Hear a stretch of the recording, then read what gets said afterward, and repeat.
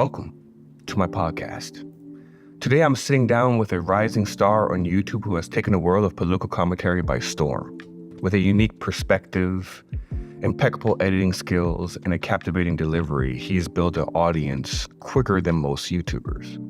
In today's episode, we're going to talk about being a YouTube creator, but most importantly, we're going to dive into the political spectrum of YouTube in America. But before you tune out, I promise you, regardless of what your political affiliation is, regardless if you're Republican, Independent, Libertarian, or Democrat, today's episode you will likely enjoy. Every single time I go on this YouTuber's channel, he has a brand new 25,000 new subscribers. He's growing fast with over 250,000 subscribers. And I wouldn't be shocked if he had 1 million by the end of the year. So ladies and gentlemen, grab your popcorn, sit down, and enjoy my typical long format interview. But most importantly, comment below, give me a thumbs up, and subscribe if you haven't done so yet. According to my analytics, it says that 75% of my audience hasn't subscribed yet. So do a brother a solid and just smash that subscribe button. And enjoy today's podcast.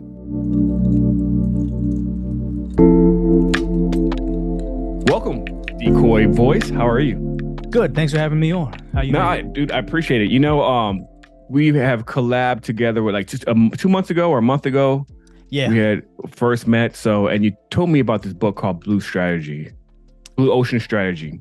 Yeah, Blue Ocean Strategy. Actually, I have Yes. it on my table right now. I have it. Yes. I have my camera sitting on it. Did okay. you ever You check bought it out? Or Yes, I have been listening to it because I do audiobooks mostly. So I've been listening to it quite a bit when I'm at the gym, when I'm driving, etc. It's a lot of information, but good information. And I just, before I get into our whole conversation, can you please tell my audience exactly who you are? Oh, I am a Decoy Voice. I do a political commentary channel. I cover crime. I cover culture, and just kind of anything that just comes across my desk over on the internet. It's just something where I try to be just a rational person. I'm not very conservative. I'm not very liberal. I'm just what I would think is just a rational, critical thinker, regular person that had a regular job and was like, hey, what you see on the media isn't how things are on the street level. So just to be able to talk about that, I think it really resonates with people online where they say like, wow, I've been thinking these things too. I just didn't realize it. Like other people were saying that as well. So I think we just passed the threshold of like 210,000 subscribers, but it's like a really good base of people that that kind of see each other on the same level. So it's been really nice to have that type of community of not like, extreme people on either side. It's just, rational people that want to have a regular discussion about what's really going on in the world. So if you haven't already, check out my YouTube channel. It's a Decoy Voice on YouTube, and hopefully I got some content that you'll like to see. You definitely will. And I'm sure that you'll get a little bit more followers. Now, I don't have the biggest audience, but I have a pretty loyal audience. The reason why I was even bringing up Blue Strategy Oceans is because you seem to figure out how to hack the YouTube algorithm. So when I first started following you, I think you were around like 80 to 100,000.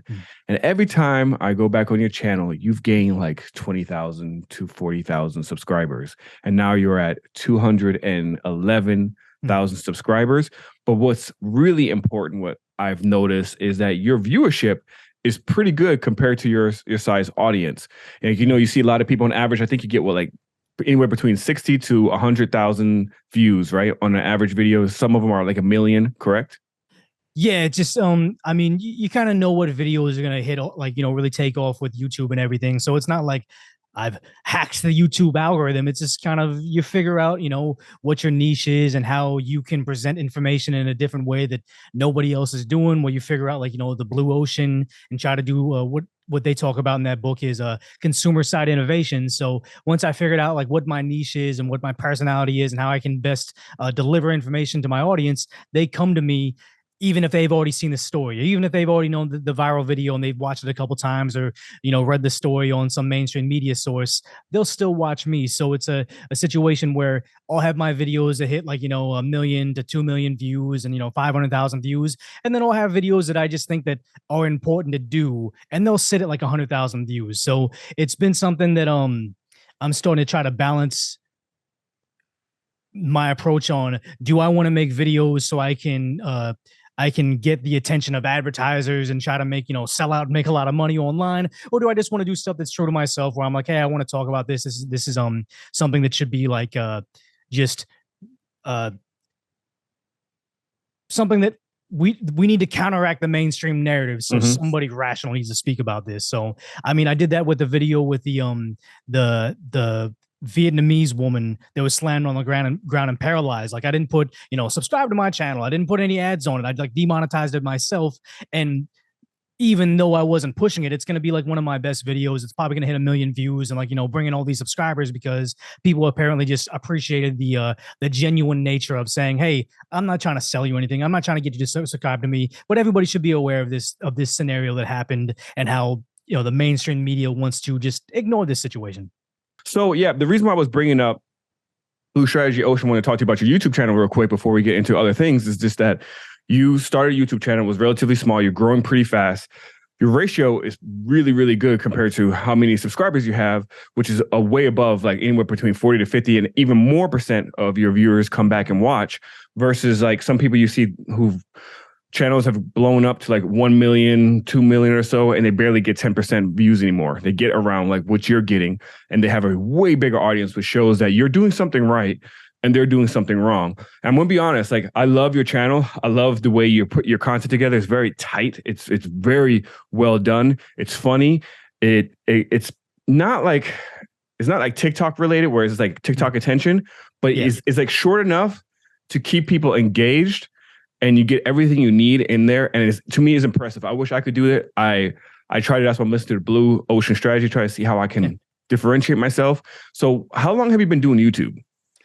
For about maybe 3 years now, because I had one channel that failed, and I did that with like a variety of different co-hosts for like throughout 2019, and that just kind of failed. And when I did Decoy Voice, that's when things kind of took off. So I've been doing this for about 2 years, but YouTube in a as a whole for like 3 years. But I mean, it's the Blue Ocean Strategy was only applied maybe about like months ago, because I don't know if you ever saw, but I was like hard stuck at 30,000 subscribers. Like it just would not budge. And my last channel got hard stuck at 2,000 subscribers. So it was a thing of, it took me actually approaching YouTube as like a business with Blue Ocean Strategy and trying to do like, consumer side innovation, where you say like all the things you mentioned about my channel was done like on purpose, where you say it's not TikTok length, but it has the TikTok attention span, where I never dwell on something for more than 30 seconds because that's what TikTok does.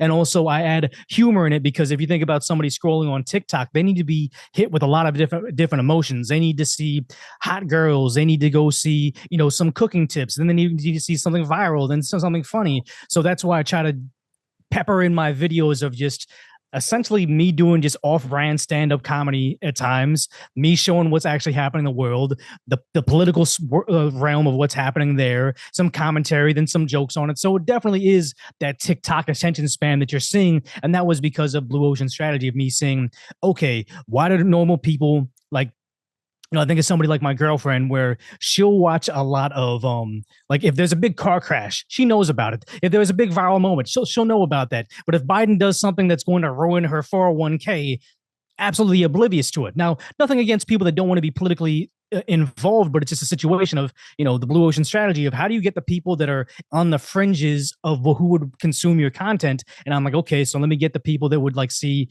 comedy stuff, and let me get the people that would see like car crashes, and just trying to get it all in one to try to expand it. And that's why I think that I found myself in a place where you'll see someone like I don't even know, like a Tim Pool, where even though he does more videos than me, he'll have 1 million subscribers to my 200,000, but we can have consistent viewership on our videos because he's, nothing against him. He has an amazing platform and does great work across a whole bunch of different networks. But the idea that he's almost developing content for 2019 and I'm developing content for 2023. Now, that's what typically happens with channels where they go what I call upside down, where your viewership is lower than just your subscriber count. That means you're dwindling, your views are dying, and you're, I'm not saying it's just going to disappear one day, but you're definitely not expanding. And that's what a lot of people do. They get to the 100,000, they get to the million subscriber point.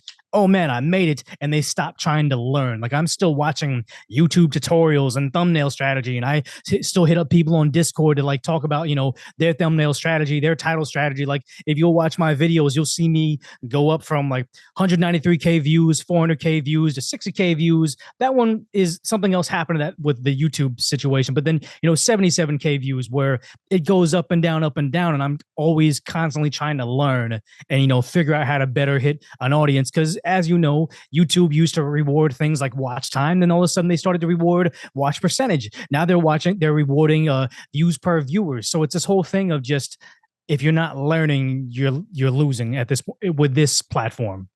Yeah, I agree with you 100%. And I'm probably in that bucket as well. And that's partially my fault. I'm in 2019, 2020. Like you said, you're in 2023. And I'm trying to revamp. I'm trying to change up my style. It's sometimes hard when you get stuck in your ways. And my stuff is really long and dragged out sometimes.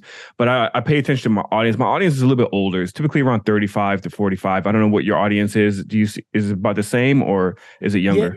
It's about the same. It just has weird drill downs as like as I switch what videos I do. Like it was at one point in time like 95% male, and now I think it's at 80% male. So it's like, yeah, we gained quite a bit. Like was that not a 15 percentage of towards females. So it's just kind of a thing of, I would say it's around your age group, but then depending on the content I do, it does skew younger, it does skew older. So I like, especially when you're doing deals with advertisers, they really want to look at it. And then I'm always, copy and pasting what my analytics currently looks like. And I see like, pretty vast variations in who's watching my channel. So it just depends on when you look at it, I guess. Yeah, people definitely need to take tips from you, because you've definitely figured it out. You take it very serious, I can tell. So on like an average day, for example, like you drop a video, what, about every 3 days or so? 4 days? It was every 3 days, and it went to every week. I was just like, constantly retooling it and just experimenting with it. But then I was able to speak to, and I don't know if he wants like his name out there, so people start hitting him up, but a successful YouTube person that just passed the million subscriber threshold. And he was just telling me like, when we talked to on the LFR family call with Van, he told me, you got to do shorts. And I experimented with shorts for a bit, but this new guy says, hey, you got to do like videos every single day, even if they don't pop off and every video, hits 100,000 views, release every day. Now, I've never thought of that mentality, but he's obviously doing something right that I'm missing out on. So I'm just going to go ahead and try it, where I was doing once a week, I was doing twice a week, I was doing once every other week. And now I'm just going to start to just knock out videos. Even if I don't think that it's like a very clickable thumbnail, I'm going to do it just to see how that impacts the algorithm. So I'm always constantly like learning, Yeah, it's all about the learning process and innovating and changing things up. And this is your full-time job, correct? Yeah, it is now. Okay, so you do that, which is awesome. So congrats on that.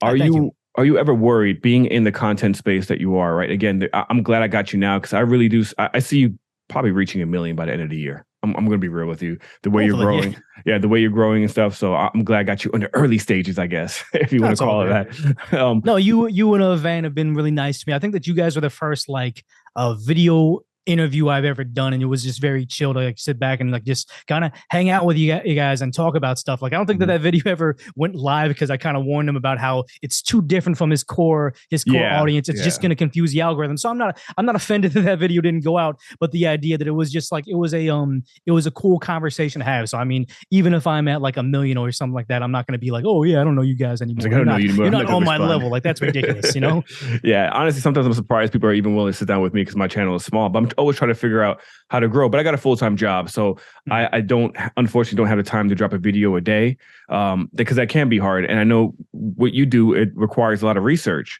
So do you feel like if you end up going to one a day, do you think you will suffer in quality and content and the research that you're doing? No, because the thing is, people get it all like misconstrued that I do these videos and I do all this research. Like my previous job was in investigation, so I feel like I'm pretty like I can see past what's going on. Like, did you ever watch that television show, The Wire? Yes, I love that show. And you know how he says like, soft eyes, hard eyes, staring at the tree, missing the entire forest. Like I feel like that was my entire mantra with my last career, where it's like, no, I'm very quick at seeing any slight of like BS in a story and really latching onto it. So people think, oh, don't these videos take you like a day or, two to do them? And it's like, no, it maybe takes me an hour to do the research. Once I figure out that this is the video I want to do, it takes me about maybe an hour to write and record the script, and maybe an hour or two to edit the video. So it, like, realistically, including finding the video, a video only takes me 4 hours to do, which is vastly different from other people with their channels and like how much time they put into making a well-produced thing. But once I've had, my workflow assembly line the correct way, and I kind of just figured out exactly what I need to portray in the videos to make it, humorous and this, it's almost like, it's like I compare it to the first person to ever build a boat is probably like messing with stuff and trying to put planks together, not really understanding like, what makes it buoyant or whatever. I'm the millionth person to make the boat, and I had the instructions top to bottom, where to get the wood, how to hammer it, which tools to use, what steps there it is. And I just have the layout to say, oh, once I find the viral video, okay, these are the sources I'm going to check to cross-reference it. These are the things I'm going to look at. Here's Snapchat, here's Instagram, here's a Twitter voices. Okay, my humor is very distinct. It's just this dry kind of humor that almost is like self-deprecating. So let me slap some of that on there and then just do the video editing. I have a pretty good streamlined system in like Wondershare Filmora, which people don't think that that's a good, like they always say use like Adobe whatever or Final Cut Pro, and I'm like, my computer can't handle that. I just do a very quick edit, slap it together, put it out there, and I'm already done. So I was actually doing more videos when I had a regular 9-to-5 career job where I was like, there 5 days a week, 48 hours essentially of my time being there. So I was able to produce more. It's just I've been more choosy lately as to like what videos I cover, because I kind of figured out what my audience likes. But just I don't think doing more videos is going to make the quality suffer at all, because I already kind of have it dialed in. The only thing that I would say is maybe the thumbnails will be worse, because I pretty much have it drilled down as to, if you look at my my recent videos, it's always like something that's well lit. There's a face doing a reaction at something. There's something that you could be able to circle. There's some sort of motion going on in the video. Like all this, every single one of the thumbnails had to meet a certain criteria. So when I would see like a viral video that I want to cover and it was like too dark, or I wasn't going to be able to get like something that I would see as a clickable thumbnail, I would just skip that video and not do it. But now I feel like I'm going to lower the threshold of what I see as a video worthy or commentary worthy. So that's the only thing I could see kind of tapering off. But I mean, I'm not concerned about anything too much in that. It's just, if the views go down, the views go down, the views go back up, they go back up. Like I have confidence that even if everything kind of collapses underneath me, I'll be able to figure out how to rework it. And I'm also already trying to situate myself where I'm, probably a good 5 years away from like, retiring Decoy Voice, but I'm already trying to figure out how I can use my knowledge and building people on the YouTube platform to help other creators that I find are like very, very like profitable. I hate to like, deduce people to a number, but it's like I see some of these like Instagram and TikTok influencers, and I'm like, yeah, I've seen the splits you make on Instagram and TikTok and Facebook videos. It's almost nothing. If I could teach you how to make your content, similar content on YouTube instead, you'll be pulling in 6 figures easily just because you already have the audience. So it's a situation of, yeah, I'm already starting to build myself into that. So this is almost just my, I like doing this channel, but it's almost just going to serve as a proof of concept for me evolving into my next, like, it's a stepping career. stone. Yeah, it's a stepping stone. You're going to get to the next level.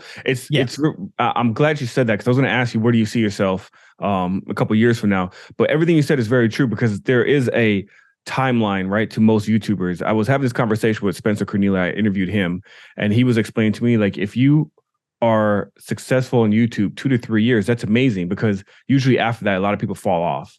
And so if you can create a community and an audience and figure out how to pivot and still continue to create and keep an audience, you've made it. But for the most part, the lifespan is about 2 to 3 years. So it's pretty interesting. Well, they figure out how the algorithm is working at a particular time in YouTube, and it's constantly evolving. So once they hit their peak, they're still working on the old data, and they can never surpass that level. And, if you got big on Minecraft or got big on League of Legends, that's going to have a shelf life. And unless you're able to see it from afar and pivot at the correct time, you're going to dinosaur yourself out. And I think that, my my just stance on this where I'm not married to any specific content. I cover a lot of crime right now because I feel like people are very concerned about that with all like, the state of the political realm Mm-hmm. right now. So I don't mind pivoting into culture war stuff or even like basketball, video games, whatever it may be. I feel like positioning yourself as the product is the most important thing. Where I think it was. Have you ever listened to Novel Ravikant? Ravikant? Yeah. Of course, Yeah, he's I got. amazing. Yeah, amazing. He's amazing. He talked about how like if Joe Rogan lost all of his platforms tomorrow, he lost all his platforms today. Tomorrow he would be able to build back his empire because he is the brand. Like Mm-hmm. so many people have reached out like, oh, can I make your logo or can I make your intro? And I'm like, it has to be my face because if you just knew, oh, the eagle emoji is him, it doesn't make it so I can replicate this on something else. Like if decoy voice gets banned because they don't want you to talk about conservative values on YouTube anymore, I'm almost certain that I can make a new channel, decoy sports or whatever, and talk about MMA and talk about baseball and give the same packaged formula. Like, oh yeah, some people don't like ESPN. Some people don't like long form podcasts of sports. They just want that quick TikTok attention span type of stuff laced with some comedy. And I'll be able to replicate it because even if you don't like sports, a lot of the people that are subscribed to Decoy Voice are already subscribed to just my personality. They like to hang out with me. It's like, the parasocial relationship that you have with Joe Rogan or you have with Russell Brand, where I'm probably never going to meet either one of those gentlemen ever in my life, but I feel like I know them. And that's just how your brain is wired. So it's a situation of I'm just trying to replicate that type of content as opposed to you just watch me because I reposted viral videos. It's got to be more than that. Yeah, it's really interesting. I love everything you're saying because I definitely agree with you. And every time I have conversation with other creators, I kind of sit back. I'm like, what am I doing wrong? What can I do better? So it's a process for sure. Now, since you got into the space, you're kind of like me, right? You don't really have a political affiliation. You're not conservative and you're not liberal. But I'm assuming that, well, you're not a Republican and you're not a Democrat, but you kind of lean somewhat conservative because of the environment that we're in and kind of the messages on the other side. When you decided to start, I guess, talking about the culture war stuff or anything that's politically related, were you concerned to go on the conservative side of things? Like, why didn't you just do liberal topics instead, which is more, popular? You don't have to worry about getting demonetized. You don't have to worry about, getting the hate. You don't have to worry about getting doxxed or anything like that. Why did you choose to kind of go more towards the conservative side of things? I just had to be honest with myself and speak from my position, because if you try to fake it, obviously it's always going to come up at some point in time, especially when you're like me and you're doing 2-hour live streams twice a week and probably going to up that number up later on. Like people are going to figure out who you are behind the scenes at some point in time. And my particular situation was living in Los Angeles and being in a career where it's not law enforcement, but it does have to deal with people that are breaking the law and doing investigations and, actually arresting people and actually sitting them down and doing interviews, where I've seen the way that the Democrats have run Los Angeles County into the ground. Where are you familiar with anything with Los Angeles, people from California at all? Only stuff I know is about the news and stuff. What I see, which is a crazy place to be in right now. Yeah. So what happened is a while ago they had Prop 47, which was making a lot of felonies into misdemeanors. Then you had Prop 64 that legalized MJ, but then it also made a lot of other substances okay in the eyes of like local law enforcement. Then Prop 57 was making it was saying let nonviolent offenders out of jail. But then there was all sorts of nonsense inside that proposition where it's like, oh, if you detonated a boom device at a hospital, that's nonviolent offense. If you were making kids into your working girls while you wore your giant mink coat and your feather and your hat, and if you're catching what I'm saying, where you're using minors to do that, that's suddenly a nonviolent offense. Like this was sheer nonsense. Like all of those are horrendous crimes and they need to be punished to the fullest extent of the law. But then you had just these Democrat politicians with this supermajority in Los Angeles for the last decade, and just the idea that it slowly made everything worse, and they kept on blaming Republicans, scary MAGA people. And I was like, this is nonsense. Everybody I know here is more afraid to live in the city, and the city gets progressively worse. And it's almost a situation of I say, I'm not pro Mitch McConnell. I'm not pro Mike Pence. I'm just anti whatever the heck is destroying the city right now. And I see it when I like visit Seattle or San Francisco, where it's oh yeah, they're getting worse too, and it's the same ideals and values. So it wasn't a situation of like, oh, I'm going to choose my side. It's just I'm going to speak my mind no matter what it is. And the idea that, we on this side where you speak just almost like moderate rationale on the internet, they see you as right wing. It's a very bizarre time to be on the internet, but I'd rather get the, fringe people that are going to sit there and shout me down online and constantly get angry at me and say, you're terrible. How would you do these things? They're Asian. Why don't you think these particular things? Or you're anti-black person because you say these things. And it's just like, okay, I'd rather this person be mad at me than those people be my biggest supporters. Because when you really look at how it is to be a liberal online, you'd think that, being a conservative, you'll be canceled. And it's like, yeah, that's something that you get threatened with. But being a liberal person online, like a liberal personality, you are always on that razor's edge of not upsetting the mob that you cater to. Because the way I see it is, not trying to go off on too much of a different thing, but did you watch Game of Thrones? Of course. So there's this podcast I love. They talk about Game of Thrones, but one's Game of Thrones, and they moved over to other Marvel movies, animated movies. They just talk about different stuff. And I was already subscribed to their personality, so I followed them away from Game of Thrones. And very recently, they did a long tirade talking about J.K. Rowling and Harry Potter and her comments about the trans movement. And I remember I was just I was listening to my phone and he starts talking about J.K. Rowling. I'm like, okay, I don't agree with what he's saying. I think he's inherently wrong too, but I was just kind of tuning it out. And then maybe 2 minutes later, I'm looking at my phone and I'm like, wow, this guy's still talking about J.K. Rowling. And I'm like, I tuned you in to hear about the Sonic the Hedgehog movie. I don't want to get preached to about what J.K. Rowling didn't do. And I'm like, I don't want to waste my free time on this. So I remember before I just clicked off it, I saw the comment section of all these people like, yeah, slay queen. Like, oh yeah, go in. Like you're doing the most. And just everybody congratulating this person for going in on J.K. Rowling. And I was like, okay,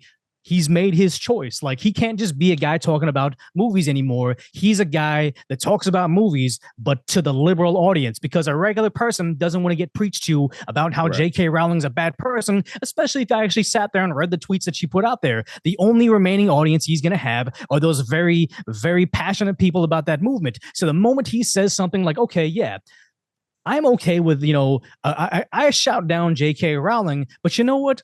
I have a niece. She played volleyball, and this person that is in that group, person that went through male puberty, spiked a ball and actually, shatter her orbital bone. So maybe they don't belong in sports. If he ever has any inkling of an idea that goes against that general consensus of the liberal ideals, he's going to be canceled. He's going to be he's going to be knocked off that. And it's almost like, yeah, he's made his choice, but he now has subscribed to Ally Plus. He can't do anything other than be Ally Plus. I'm gone. Regular people are gone. It's just going to be that. And I just think that I'm a little bit concerned that some people in my regular day-to-day life may be a little bit like, oh my God, I can't believe Decoy became this big, MAGA right-wing guy or whatever. But it's like, no, either one, they're not listening to my actual message, or two, they're just listening to gossip. Well, yeah, they're just listening to gossip about me. And it's like, okay, well, we're better off not having contact if you're that easily swayed about, a close friend of yours. Yeah, that does make sense. And I never thought about it or even looked at it like that, but you're absolutely right. I would say right now, especially in the environment that we're in, would you agree with me on this statement?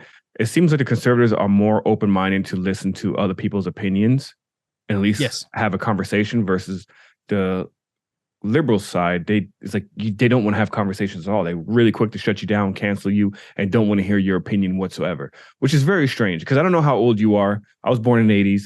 So 80s and 90s is like my peak era where I had a great time. And that's the liberal movie that I remember, because I was, a Democrat growing up, and they were more tolerable. It was all about, free speech, listen to people, have conversations, let's be more open-minded. And something happened. I don't recognize that party anymore. So yeah, you're right. Because if you get in that party, and that's kind of somewhat that I was worried about, because my channel was all about finances. No one really knew like my political affiliation, my thoughts on anything. So then I slowly started stepping into that space by just saying a few things here and there in my videos, and then putting one video out there and kind of get my feet wet to see like what people think. And surprisingly, I think my audience has been relatively receptive to it, although I think majority of my audience are Democrats. But they seem to agree with a lot of my takes. So I think what I'm trying to do is like just keep an open mind. Just don't be so closed minded when it comes. Be a Democrat if you want to. That's cool. Yeah. But just understand what the other side's coming from and what other people's concerns are, and just be open minded to listen to other people's thoughts, opinions, and facts. And you never know, you may actually change your mind and be like, you know what, I could still be a Democrat, but I do agree with the conservatives right now on this. So Yeah. that's the situation we're in. We're living in a very, very weird, weird world. And speaking of weird, you did this video about deep fake, which was really awesome. Now I use some of these AI voice tools, deep fake intelligence in some of my videos. I actually use Joe Rogan to put in one of my videos for my intro. And dude, you did a really good job with that. That first like 10 seconds of that video, I thought that was real until he was like, uncultured. It was not uncultured. He said decoy voice. When he said that, Yeah. I was like, oh, okay, this is fake. But you split it. And so that was really awesome. What you worried about that? I could tell, right? The direction is going. I mean, it's just technology is going a particular way. I'm not worried about it's like taking over the world or anything like that, but I do know that it's going to be used to scam people. Like I even put the portion in there where, they can call your mother and say, hey, look, they'll use your face and your voice and say, hey, look, I've been kidnapped. You need to, PayPal me this money. They're going to offer me. And that's already starting to happen right now because me and you can see like, Joe Rogan's slightly off. That's not exactly him. And me, we know what we sound like. But if it's like, your grandmother that doesn't really like, have the best vision and it doesn't have the best hearing and everything, they're more like just like any scam that goes on email or on the telephone, it's gonna be, the elderly that are most vulnerable to it. So I'm concerned about it, but it's not like it's like the biggest thing on my mind. Like I think the chat GPT AI stuff, that's gonna be like the AI apocalypse that Elon Musk has been talking about for a while, because we thought it was gonna be AI driving, that it was gonna put all the truckers out of work, which is like truckers are like the backbone of middle America. Yeah. That's the high paid job they have. But you got to think about all these different customer service and writing jobs. They're replacing their fleets of 100 workers to just down a fleet of 10 editors, and it's working. So it's very quickly going to put like a lot of people out of work, and just the people that know how to use AI effectively, they're going to take all those jobs. Yeah. And since you're in politics, you know who Andrew Yang is? Mm-hmm.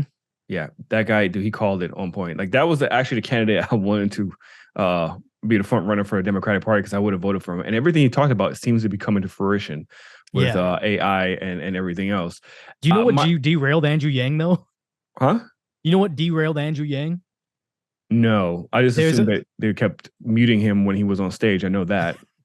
No. He has this video where, remember a long time ago, I forgot what election it was, but there was this guy and Dave Chappelle made fun of him where he was like, we're going to go to Chicago, then Wyoming. Yeah, we do this. Yeah. Like, that Andrew Yang had his moment where these people, I think they were trolling him, where he had whipped cream, and he's like, oh, whipped creamy or whatever. So he kept on having guys going on their knees in front of him and pour whipped cream in their mouth. And like, you can tell his campaign manager's like, yo, Andrew, stop. This is getting weird. And he just got in the moment and kept on doing it. It's like, yeah, you are now an unserious politician. Oh, that sucks, man. But the thing is, though, is like, here's the thing is, I don't know your stance on 2A, but Andrew Yang was a big guy on grabbing that away from you. And it's like, so I forgot, I think it was somebody, I forgot who it was, but I'm pretty certain it was Andrew Yang was asking him like, hey, what is an assault variant? Define an assault variant to me, because a lot of politicians want to ban that, but don't necessarily know what it is. And he's like, oh, I don't know. And it's like, yeah, just like Andrew Yang, he seemed like he had a good stride in the beginning. And it was a Dan Crenshaw. A lot of people liked him, and they turned out to be a lot of just the same politicians, thing. Just in a new like packaging. New packaging, but it's just going to be the same like Rhino or same establishment Democrat, where it's like, you think because he's saying all the right things and kind of knows the lingo, but he's more like Mitch McConnell or Chuck Schumer than he is me or you, Yeah, it's unfortunate. Another one that I really liked was during the initial Trump and Hillary election, Gary Johnson. Okay, yeah. I like Gary Johnson. He has some pretty good momentum until that one video, that one interview where they were like, how you feel about Aleppo? And he's like, what's Aleppo? He was done after that. He had a position something with foreign affairs, right? Yeah, it was. I don't know. He was. Yeah, I think he was a governor or a mayor. So I don't know. okay, I just remember they asked him and he had no clue. yeah. And the funny thing is, at that time I was working within that area, and I had no clue what Aleppo was. So it threw me off. I was like, Aleppo? Wait, why is everyone giving me a hard time? I was like, I guarantee if you asked anyone else at that time, Yeah, they probably didn't know what it was because it was just emerging. It was like it was just becoming a thing. So I yeah, think the average person didn't even know what it was. But that completely derailed him. He was done after that, yeah. unfortunately. And I was like, man, that sucks. I still voted for him though. So I mean, it Mhm. is what it is. But the deep fake, what I'm worried about with that is really like you're saying, like I know you're talking about like Chat GPT. We can talk about that too, but the deepfake, what I'm worried about is the stuff that they can do with it, with the politicians and people. You could create these fake videos. Like I'm sure probably there's been some Democrat that said, "Oh, all the Hunter Biden information deepfake." Like that because stuff has gotten so good that it could possibly be deepfake. So it's going to be harder to believe certain things. Well, in the future, they're going to use that as a deflection, saying that's a fake, that's a fake. But when the Hunter story was going out there, they just tried to censor it as much as possible and just not acknowledge it, which actually worked for them because the average American person had no idea that that was even something that was real. They were just told by their favorite CNN or MSNBC personality that this was just Russian disinformation, so they didn't believe it. I think that they'll be able to deflect saying that's a deep fake in the future later on. It's just not quite there yet because everything's still residing in that uncanny valley situation where Mhm. I've covered it on my live streams. Where have you heard the fake Kanye West Weekend or Drake songs that they've been putting out? Yes, I And did. they're amazing, Amazing. but they're not quite there. But just know that we were doing my Joe Rogan video was maybe 3 months ago, Mhm. and you could sell it. Hey, it's weird. He's not talking correctly. To wait, now they have him singing on a song to a beat that the AI made themselves because they realize, oh, common rhythms, common melodies. Let's just put this together. Think about 1 year from now, 3 years from now. It's it's going to replace all of it. It's going to Mhm. replace all of it, and it's happening very quickly. So again, with music and stuff, I think it's just kind of a cool I think it's a kind of a cool thing. It's going to be a fad or whatever, and I think it's actually going to have like a new renaissance in music where I think we're going to go back more towards like appreciating live music or acoustic music with so much just More. fake stuff out there. They overdid it. Like, the natural Yeah. progression of club music became club music, then electro house music, then dubstep. And if you've heard dubstep music, it's just computer glitches essentially. And it's like, yeah, I listen to that stuff. You go to the club, it's kind of cool to hear and it gets you in the mood. But I think that they've gone too far down that way. And that deep fake audio is going to go down the path of like dubstep, Skrillex, glitch hop, where it's like, yeah, this isn't even resembling real music anymore. It's going too far, which it has its own lane, which is cool to listen to. But I think that it's Drake and the Weekend and his record label are upset about this deep fake song, and they're trying to put copyright infringement laws in place so you can't deep fake their voice. But I'm a little bit less protective on Drake and the Weekend's intellectual property over their voice. Like it's just technology is it's just going to put them out of business. Well, not It's Drake gonna out of business, but it's going to put that stuff Yeah, out of but business. there's going to be some sort of regulations or something that has to occur. I think there has to be. I don't think this is going to be okay because I know they're already putting regulations on the deep fake porn. Yeah, So which they say what 95% of the deep fake porn is actually celebrity women or yeah. like Twitch streamers and stuff. So you have to put some sort of regulations on that stuff. It's kind of scary. I'm a huge movie buff. Are you? Oh yeah, I enjoy movies. I'm not like the biggest like I like the movie Goodfellas, but people say, "Oh, you got to watch Casino and Godfather." Mhm. I'm like, I like Goodfellas, man. I'm just gonna watch that Oh, movie okay. again. Yeah, Well, I read an article like about 2 years ago or so, and they were saying that they bought the rights to James Dean, and they're going to oh, they're gonna start make. putting him into movies. And I was like, what? And they're like, yeah, with the AI and artificial intelligence they have, they can actually put people into movies, so celebrities that are dead can actually start making movies again, which is Yeah, very interesting. I hope that doesn't happen. I hope that really dies because I prefer to watch real performers, like live performers, do their thing versus AI.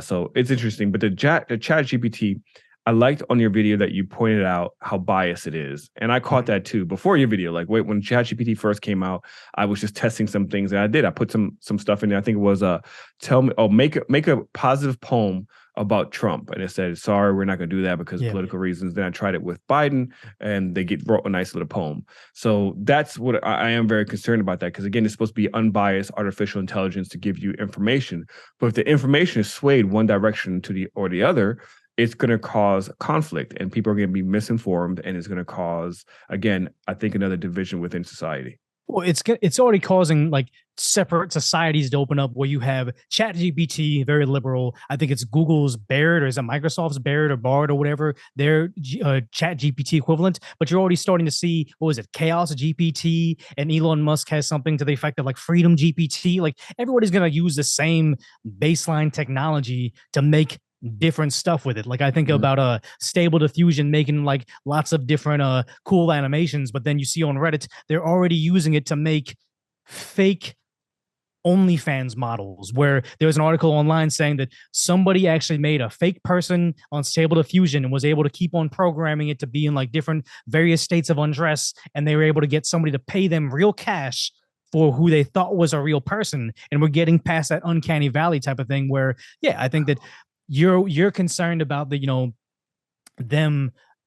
them using it for evil and pushing, liberal propaganda. But then the same people that say, hey, it's being used for liberal propaganda, somebody's going to make Chaos GPT or Freedom GPT, and they're going to use it for MAGA propaganda. Like it's just it's as long as there's like somewhat of a level playing field, everybody's going to use it for different stuff. And it's just, the cat's already out of the bag. Pandora's box already been opened. Like there's no stopping it at this point in time. And I don't think that it's going to be used necessarily for like, having a largely liberal bias, because there's going to be competitors out there. I just think it's going to be where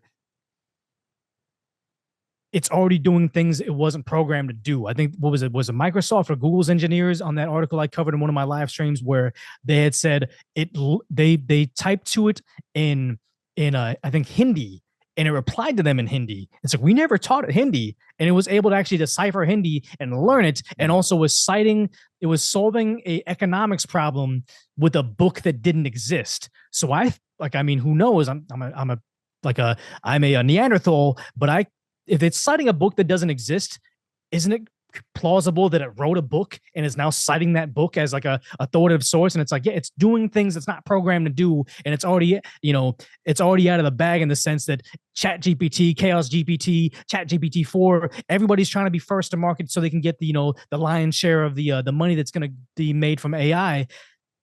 They don't care about the inadvertent actions of it. It's going to, the consequences that's going to occur from this. If it learned Hindi without it ever being attached to the internet, it just figured it out with the resources it had. How do you make sure it doesn't learn the nuclear codes? It very well, it's smarter than us. It's smarter than all of us collectively. And it's getting to that point where, greed is gonna outweigh humanity at some point in time, and that's where we're gonna end up. I think it already is. Greed is already outweighing humanity, and I mean, look at what's going on in this country and just in the world in general. It's all about greed. So we have to be careful. It's funny that I keep seeing Elon Musk talk about the danger of AI and Chat GPT, but he was one of the investors of Chat GPT. Yeah.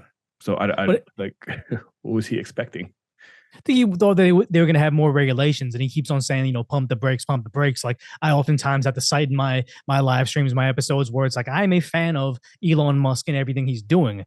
There's a lot of bad things about him, like him essentially supporting the CCP in China because that's where his factories are, and then putting money towards Chat GPT. But in the grand scheme of billionaires out there doing things with their money, if I had a choice between having another Bill Gates, having another who's the Amazon Jeff Bezos, or another Elon Musk buying out Twitter and showing everybody the internal algorithms that was there to silence conservative voices, and the truth about certain laptops, and the truth about certain medications they were trying to force on all of us, I'm gonna choose another Elon Musk. Like I prefer him to other things. So it's like, yeah, he's not perfect. I'm not getting a t-shirt saying Elon Musk fanboy, but it's I think that he's gonna do things that seem counterintuitive, like invest in the AI talking program that may be the end of humanity. But overall, he's done good things, I feel like. So are you a Dogecoin investor? I had some Dogecoin. I don't think I have it right now. I think I had Dogecoin and a Shiba Inu coin, and it just got too rocky. Like we made a whole bunch of money, me and my employees, and then we thought we were gonna get rich on Shiba Inu coin, and then we realized a thing called market cap and just how many. And we were like, oh, Shiba Inu. Like they said, like every U.S. dollar would have to be invested in Shiba Inu coin 7 times for it to hit $1. So I was like, oh, Yeah. okay, time to Yeah. sell. Yeah, everyone got super excited for that one. I remember that one because everyone who was left behind on the Dogecoin experience, Yes. they're like, "Oh, Shiba Inu is going to be the next one, so let's just throw all our life savings in," and not realizing that was a big mistake.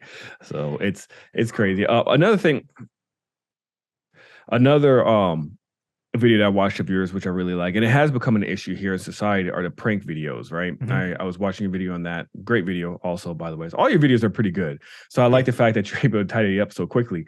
And that one was really good because I feel like a couple years ago, prank videos were innocent, right? You don't Mhm. hurt anybody, you don't Yeah. cause damage, you don't cause chaos. And now it's like all these hood rats are doing these so-called prank videos and threatening to stab people and stuff like that. And again, so you live in Cali, it sounds like, right? Yeah. And do you see a lot of that stuff happening in your area as well? So I haven't seen like pranks happen other than the one guy covering in the video where I don't know which prank video you saw because some of them got it's the most bizarre thing. One of my videos got like locked down, age gated, and I'm covering this guy doing pranks on the street, but his videos were getting millions of views. And I'm like, how are you letting this guy actually doing the crime get the lion's share of the videos? And I'm just sitting here saying, hey, what he's doing is bad. Here's the reasons why he's bad. And YouTube decided to cover that video, like suppress it, make sure nobody knows that that prank video had, dire consequences. Sheer nonsense, but just that's how the algorithm works. But in one of the videos I covered a prankster where a guy was his thumbnails are like a girl at a shopping mall looking the other way and he's zooming in on her body and like Yes, that's I all. saw So the ass guy. Yeah, he yeah, does and like the the thing is though is I encountered him in person at a shopping mall maybe like 2 years ago now. And what I was saying in that video is something that you don't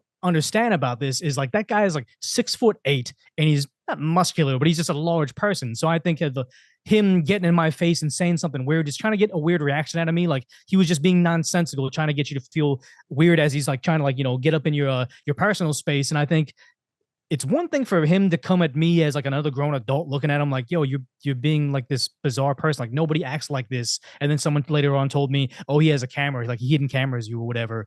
But I only think of like the lone girl in a shopping mall when he's been following around for a while. Then he starts saying things to them when they're alone in like a seldom seen corner of the parking lot. And I'm like, this is a major issue right here. This person should be stopped. But no, like he's huge on Instagram. He's huge on YouTube. And also like he somehow tracks down celebrities constantly. And it's just like, yeah, he's making a living off of I guess it's harassing. tame in the sense of it's tame in the sense of pranks, but he's just he's being he's harassing He's people. harassing But people. as you were saying, it's like they have to outdo each other. So like the extreme prank of you touching somebody's hand on an escalator to make them feel uncomfortable, get a reaction. Well, once you've done that video twice, your audience doesn't need that. You have to outdo yourself. So the next one is you saying, "Oh, I got a explosive device in my suitcase. Here you go." And like they have to keep on upping the ante until they finally get either arrested, attacked on the street by just random civilians that don't like that behavior, or what we saw in the what mall was that in the country where the guy actually got shot by somebody because he didn't like the prank. Like they never said what the prank was in the media, but it's like he was doing something in a shopping mall. He has lots of pranks where he makes people feel uncomfortable, and someone finally just said, "Well, we had enough of it," and just shot him.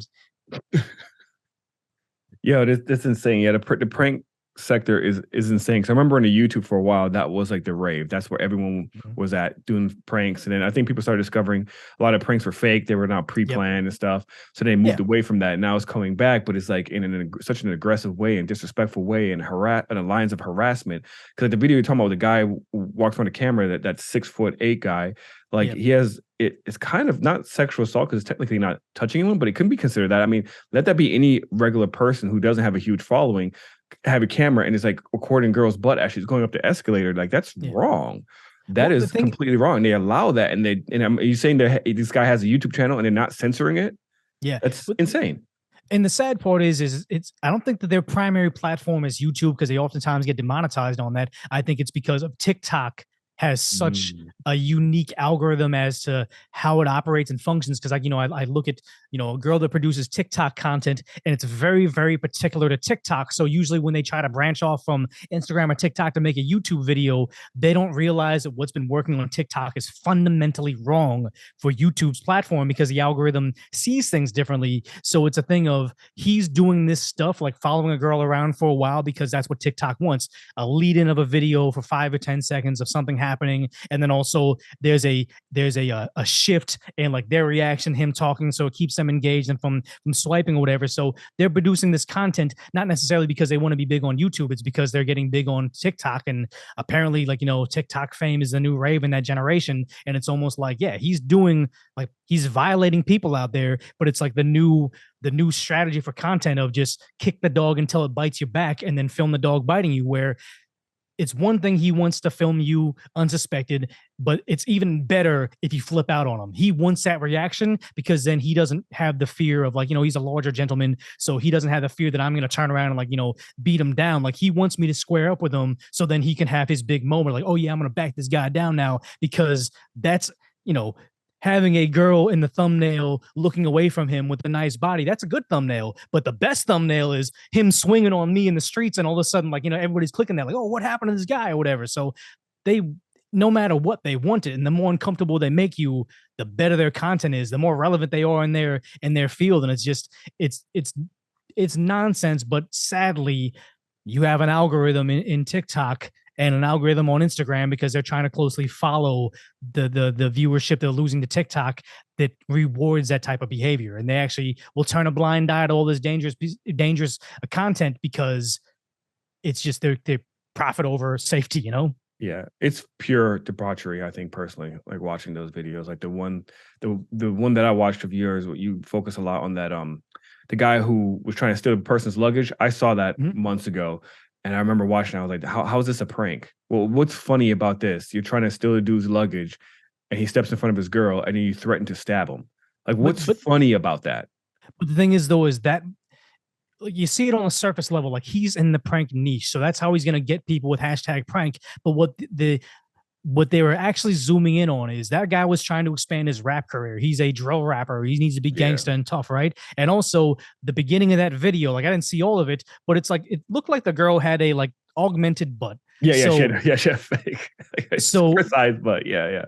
the TikTok video is going to start off with her butt, and they're going to be looking at it for a while. Then it's going to be them talking, and then it's going to be the guy getting aggressive with them. And it's going to be, one, the TikTok algorithm will reward them for having the butt in the first 5 seconds of the video. And also the algorithm is going to have nice interaction because that guy's going to get all gangster with them. They're going to say, wow, that guy's wild and he's doing this, or ain't nobody can F with him or whatever. And it's like, they're hitting the algorithm on all the different, like, successful points. And it wasn't about doing a prank, because this is beyond a prank. This is just assault now. But the idea that it wasn't about that. It wasn't about a prank. It was about trying to expand his rap career, making him look bold because he's able to step down some guy that he knows is disarmed because he just walked out of TSA, but he has like a box cutter on him. So he gets to act all hard. And two, they're going to, just harass some random girl that looks good in a thumbnail. So these things oftentimes spiral out of control. And this is the result of, like, what Tim Pool says, I forget what he calls it, but it's algorithm decay, where it starts off with something that's, genuine, like, oh, let's do a funny prank that makes people laugh and it's harmless. And all of a sudden it turns into assault. Like, it just, people have to keep on outdoing each other for the algorithm and become relevant. And sad to say is, if you can outdo the algorithm, be relevant, and be the top of your field, it rewards you with hundreds of thousands of dollars and fame. Like, it's sad how we operate, but that's where things are right now. We're definitely rewarding the wrong things here in society. And I'm concerned because I have kids and they like to be on YouTube. I don't even allow them to be on YouTube anymore because even like the kids' YouTube, sometimes they have inappropriate stuff on there, and he's like, "What happened? I thought I could just put on kids' YouTube and just let them do whatever." And it's a lot of inappropriate stuff. But you're right. We're rewarding debauchery. We're rewarding bad behavior. There's zero accountability. Luckily, that guy that you were talking about also harassed. We saw some Venezuelan dude or something in the grocery store, and he got locked up. Right, so he's in jail. This guy, right?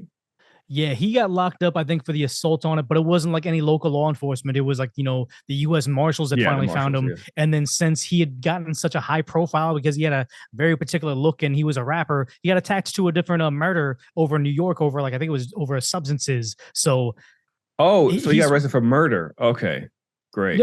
well, he got arrested for I think he got arrested in Jersey for the airport incident in New York because he had brought like a box cutter there to rob people of their luggage. So Jersey picked him up with the U.S. Marshals, but once he had such a high profile and he has I think a very distinctive neck tat, they're like, wait, that's the guy that shot the other dude in New York on the streets. So then now Mm. he'll get his big charge, and it's like sad to say, if he was able to beat those charges and get out, it's going to raise his rap Oh profile and he's yeah. going to become bigger. So it's almost like, not to be mean, I never try to go too hard on somebody that has a different circumstance than me, but he didn't seem to be the most talented rapper. He doesn't seem to be the most, intellectual fellow that he was going to be able to, develop the new iPhone and make lots of money. Like, other than being just a regular guy working at a Blockbuster and barely making it by, if he ever wanted riches, this was his only way. Doing bat crap insane stuff online to try to raise his drill rap profile. And if he all of a sudden becomes the next Jay-Z because you used to be a dealer and did some crimes and then he made it out, yeah, then he makes it. He makes it through debauchery. But I mean, you got to think about, with the exception of this generation of rappers, the rappers before, it was always like, oh yeah, they were a hardcore criminal doing Yeah. terrible things in the community, and now he's praised as some sort of role model. Very bizarre times, but we've set the standard that way. Yeah, absolutely. Especially within the Black community, that's like praised for some reason, and I don't understand it. I try to teach my kids differently, and that they can be more than what's always being portrayed within the community. And there's other ways to get out of the hood and make money than going down this route of, again, debauchery and all this other stuff. So it's strange, but that guy's clearly a dumbass posting that video, threatening people, not thinking like, oh, I'm not gonna get in trouble for this. It's a prank. Yeah, Yeah. good luck to him. I personally don't feel bad for him at all. No. Yeah, so we got a lot of stuff going on here now in society, and I saw your latest video. By the time this comes out, it won't be the latest video. You spoke on the whole Bud Light situation, Yeah. and I have some mixed feelings about it. I want to see like overall. I know you did a video on it, but I kind of want to get your take on it. Do you think the conservatives are acting a little, what's the word I can use? You think they're a little extreme right now with this whole Bud Light situation? No, because I think I forgot what, I think it was a Daily Wire commentator just said it the best, where they said that they can't cancel every woke corporation. Like when I highlighted my video where it's like, yeah, MLB does a lot of woke nonsense and I don't like to see it in my sports, and it soured the NBA for me. But the MLB has a monopoly on Shohei Ohtani. Like, do you watch baseball at all? No, I don't watch sports. Sorry, don't judge Well, me, it's guys. they're just a guy that is, he's doing two different aspects. Like, did you ever play any sports at all? Yeah, I play sports. Yeah, Like, what'd you play? I played basketball. Wasn't very good. Football wasn't very good. But I mean, okay, so I'm this not is good this at is sports. this is But the yeah. equivalency of somebody being the number one quarterback in the league and also the number one linebacker in the league, and he Linebacker. plays. Oh, okay. And so it's like they're entirely two. They're two different skill sets, but he's doing both of them simultaneously, and he's doing them greater than everything. So it's like, yeah, I want to watch this person in his prime playing, so I got to give money to Disney because they own the Angels, and I got to give money to MLB because that's what it is. It's like conservatives can't cancel everything because it's just part of life right now. But what they can do is they can make an example out of Anheuser Busch and Mhm. Bud Light by saying they overstepped their bounds. Now it's time to use them as an example. And I think that they're not going too far, because this is the thing, which just like with Robin Hood and when GameStop, and well, you're in finance. Remember when Yeah. GameStop and AMC, a lot of these, A what short was it? squeeze. Yeah, it was a short Who squeeze. was, I keep on Citadel. They found their position was they were short on GameStop, and it was expired a certain day. And you have all these people chronically online over at Reddit saying, "Hey, we all have our stimulus checks. We can finally stick it to the man." And it was a situation of very few of them actually got out when they needed to get out. It was kind of like a whole like crap show over there, because people said diamond hands, diamond hands. You're not doing your part unless you have diamond hands. But then a lot of them got left holding the bag. But the idea that finally the little guy has an opportunity to stick it to the big guy, Yeah. and everybody's rallying around this one specific moment. Now, if it wasn't Dylan and it wasn't Bud Light, it was going to be something later on down the line, but I don't think they're taking it too far right now. I think that it's the natural reaction to saying, hey, we're sick and tired of turning on basketball and them shoving down our throats that some young black kid was gunned down by the police when, one, he's still alive, or like they said he had died. One, he's still alive, and two, he was a dangerous criminal to the black community. But then the NBA shoving that down your throat. They're getting sick and tired of seeing that, and finally they're finding, pockets of places where they say, "Hey, you're like Citadel, and you're very vulnerable on GameStop. We can't take down the entire establishment, but we can make examples out of a few people," and that's what this is right now. So I'm going to push back on this one a little bit, right? Because Yeah. I did, like, when I first saw that, because I am not a fan of Dylan Mulvaney. I'm planning on doing a video as the biggest grifter of all time, because that, to me, that person is 100% a grifter. I think as a gay man who was making fun of women on TikTok, playing a character during a pandemic, and it skyrocketed. This person wanted to be an actor since day one. He was a theater actor. He was in theater and arts and everything. That's like what he wanted to be. And I think it was supposed to be a joke. It took off, and he's like, this is my opportunity to shine and make money.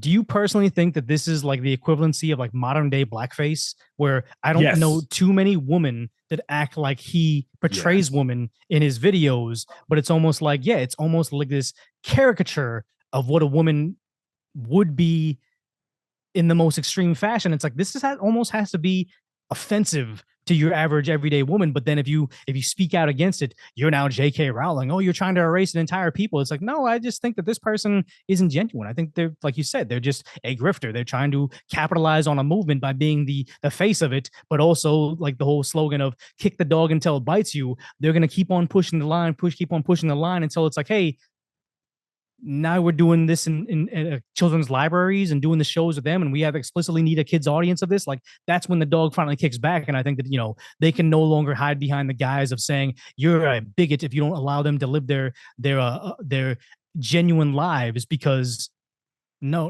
we've gone from saying, hey, you can do your thing, we accept your life, that's perfectly fine amongst consenting adults, but now you demand an audience of kids, and now have extreme liberals outside this facility with ARs protecting your right to have an audience of kids for your adult content.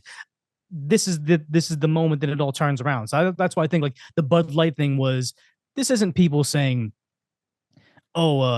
we can't drink Bud Light because we can't ever support this type of person. It's just saying, hey, look, it's an overall message of saying they may not necessarily have a big stance on Dylan as a person. They're just saying, we're sick and tired of you guys thinking that you just get our business by default.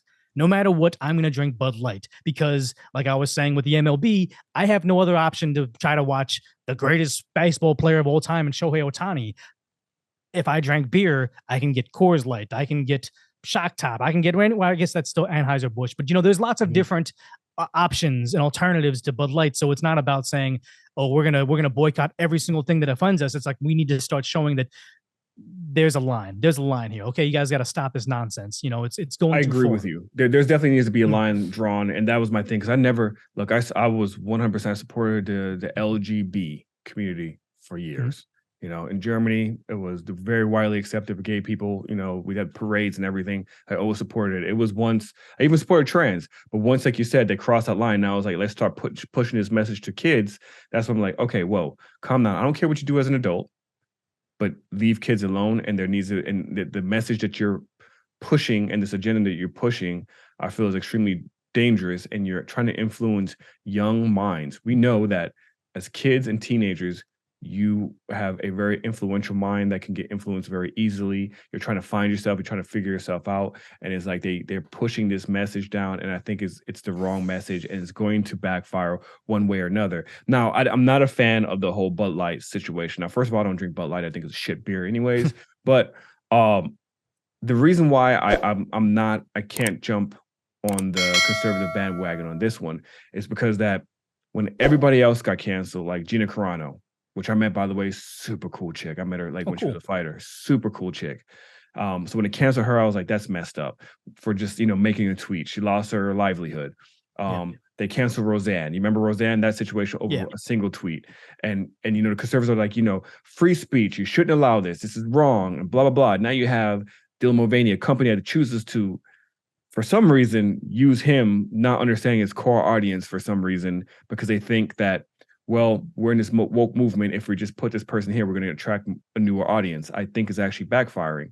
However, when I looked at the stock, Anheuser-Busch, ticker symbol is BUD, it doesn't reflect that the world is against this. It's been going up. It's fine. So but that's like, because it's like speculators, though. It's people thinking what is going to happen with the thing, and they want to be in on when the controversy blows over. When it's like inevitably the conservatives get tired of it and they move on to the next thing. They think it's just going to be a temporary thing. Like, you know, Wall Street is betting on that actually happening. So it could be like an independent market from actually the reality of what's happening to the beer. And I understand that, but it's so I guess what your perspective is, conservatives don't like it when their party gets canceled over one small mistake, but you don't want Bud Light to be canceled over one of their small mistakes. I would just say that these are very different things of saying an individual is very nuanced and should have, like, you know, various opinions, and they don't need to be perfectly aligned with one particular political ideology. But then with something like Bud Light, where it's you're hiring this person, and you keep on doing it. This isn't the first time they've endorsed this. Like, you see Coors Light cans or Bud Light cans, they've been with the LGBTQ community for quite some time. I think they're trying to put a line in the sand of what is going to be too far, because this wasn't the equivalency of Chris Pratt saying that he's Christian, or Roseanne Barr posting out a tweet. This is a direction they've been on for quite some time, and this is them saying, hey, we won't stop until every facet of your life is this movement that they don't agree with. Now, I have a very like nuanced approach on the whole like Dylan situation. Like, I'm not a fan of that person, but I think that person is the same thing of, like, I guess it's not like they keep on trying to highlight the worst of their movement and trying to say this is who represents the entire population of trans people. Because I'll say, living in Los Angeles, just being at work, I was introduced to more gay and lesbian people than I've ever met in my life, and also met quite a few trans people too. And I know that Dylan Mulvaney isn't like it's just it's like I don't want to look down on them. And it sounds like I'm looking down on them, but I just see, you know, the people that I knew from work that were trans as just, it sounds bad, but just like tortured souls. And I don't want to be mean like that, but I don't want to look down on somebody, but I just knew that their life was much more difficult than somebody that would just be seen as, like, you know, the average everyday person. So it's like, yeah, they go through hard things. Like, they know when people are making fun of them behind their back. They know that people like see them in a very particular way. And I just think that, yeah, they have a hard life, and it's, you know, sad to see that, because a few of them that I met were actually really cool people just trying to live their best life. But then Dylan doing all this and painting that like movement in that light is not doing them any favors. It's actually going to ostracize them even more amongst like conservative groups or just your average everyday American person. So it's like, yeah, I think that's why you need to cut Bud Light in that moment right then and there. And again, I don't have a horse in this race because I don't drink Bud Light or any of their products, or any of Anheuser-Busch's products, but it's like, this is the line in the sand they're going to draw. You can have as many pride cans as you want. You can have you sponsor the parades, and you can have the messaging on your social media. But I think that was the moment that they're like, wait a minute, like this is what represents, like, this is almost an insult to that group. Because again, I'm not ultra conservative, and I'm not like, you know, boycotting any of those brands, but I do understand where it's not the same as one conservative person having a bad, I don't even say lapse of judgment, just having a bad something taken out of context, and they seem like the bad guy. I see it as fundamentally different from what Bud Light and all these different these corporations have been doing over the last like 4 years at this point in time. All right, sorry everyone, we had some technical difficulties, so we had to cut this short. That's why you saw a little edit, but we're back. We got a few more minutes, so I want to continue. We were talking about the Bud Light stuff like 20 minutes ago, so let's continue with that real quick. Now, so I get what you're saying about the whole situation, that this situation is kind of different than other ones, but I will kind of compare it to, you remember when Colin Kaepernick took a knee? And all the conservatives got super mad and like boycott NFL and stuff, and even then I was like, It's kind of stupid. I think it's kind of stupid. And seeing all the whole Bud Light reaction, the funny thing, because like in your video, for example, the guy who was going in a grocery store and destroying Bud Light, that's just insane to me. That's just that's nuts. Yeah. But That hurts a grocery store. It doesn't hurt Bud Light at all. Exactly. But like you seen like Kid Rock and other people like running over to Bud Lights. I'm like, I don't think Bud Light really cares because you're still buying the beer. You're buying the beer. You're still giving them money. So you're really not doing anything besides just doing a video to show like you don't support them, but you already spent probably, I don't know, $60 on a case. But I think the thing, it's not the fact that, you know, when somebody was angry at LeBron James, so they burned the LeBron James jersey because he signed with the Miami Heat. It was a thing of not like, that's dumb because that's your $100 jersey. You're burning it because you don't, it's not CPG, like consumer packaged goods. Like you don't turn around and buy Kaepernick's jersey, LeBron's jersey, every single time you have friends come over. And the thing is, though, is so if he gets rid of his Bud Light one time, that means Kid Rock, like how much Bud Light did he have on hand? Like 236 packs that he was destroying. How frequently does he purchase it again? Because Bud Light doesn't go on the model if you buy it one time and then you have it. They're expecting you on being a loyal customer. So if you have somebody that is an influential figure like Kid Rock that says, I'm so angry at this brand, it's now cool to not like Bud Light, and now you feel like you're doing something. You're Robin Hood. You're out there sticking it to Citadel with your day trading or whatever. You're actually a part of a movement. Now you feel good about not drinking Bud Light because it didn't stop at Kid Rock. Kid Rock turned around and did that, and then I'm forgetting the guys, the two country stores that did it right after, but you now had two country stores. One of them has a song about I wish grandpas never die, and he got rid of Bud Light in the fridge and said Coors Light, and you have, what is it, tens of thousands of people in the audience cheering it on when he does it, and then you have the other guy getting a Bud Light thrown at him, throws it on the ground, cheers and cheers, and then someone throws him a Coors, and he throws it to his drummer, and he drinks it.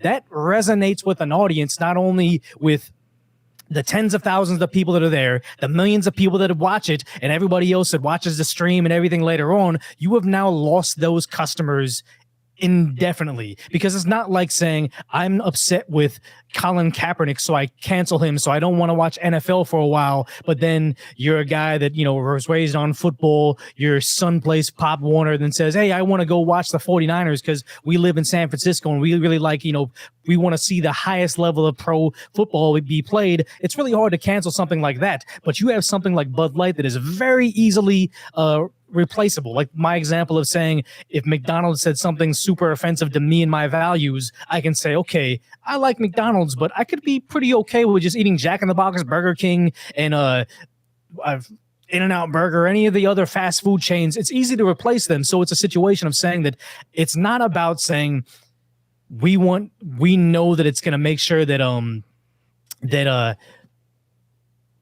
Dylan Mulvaney never gets an ad spot again. It's saying that you can't bring this into our community because we're finally being able to take a stand because we can. We know you're exposed in this one scenario. We know you're very vulnerable, and now everybody's jumping on it. And just like how the woke movement has a thing where not only do they shout down J.K. Rowling because she's not doing the right thing, they feel good about it. They feel part of a team where now they say, oh, this is when we have the power to finally say no, because they probably always individually wanted to say no to watching pro sports, no to watching Marvel movies, no to watching I guess no to sending the kid to public school because they have such a woke ideology crammed inside of it. It's like those things they just almost have to accept, but finally they can speak out on it. So I mean, whether or not I think the conservatives should or should not be doing it, it's not the same like cut and dry. This is going to be unsuccessful like it was canceling pro sports. So this is going to be unsuccessful like saying I'm going to not watch Netflix movies anymore because they did something that I don't agree with.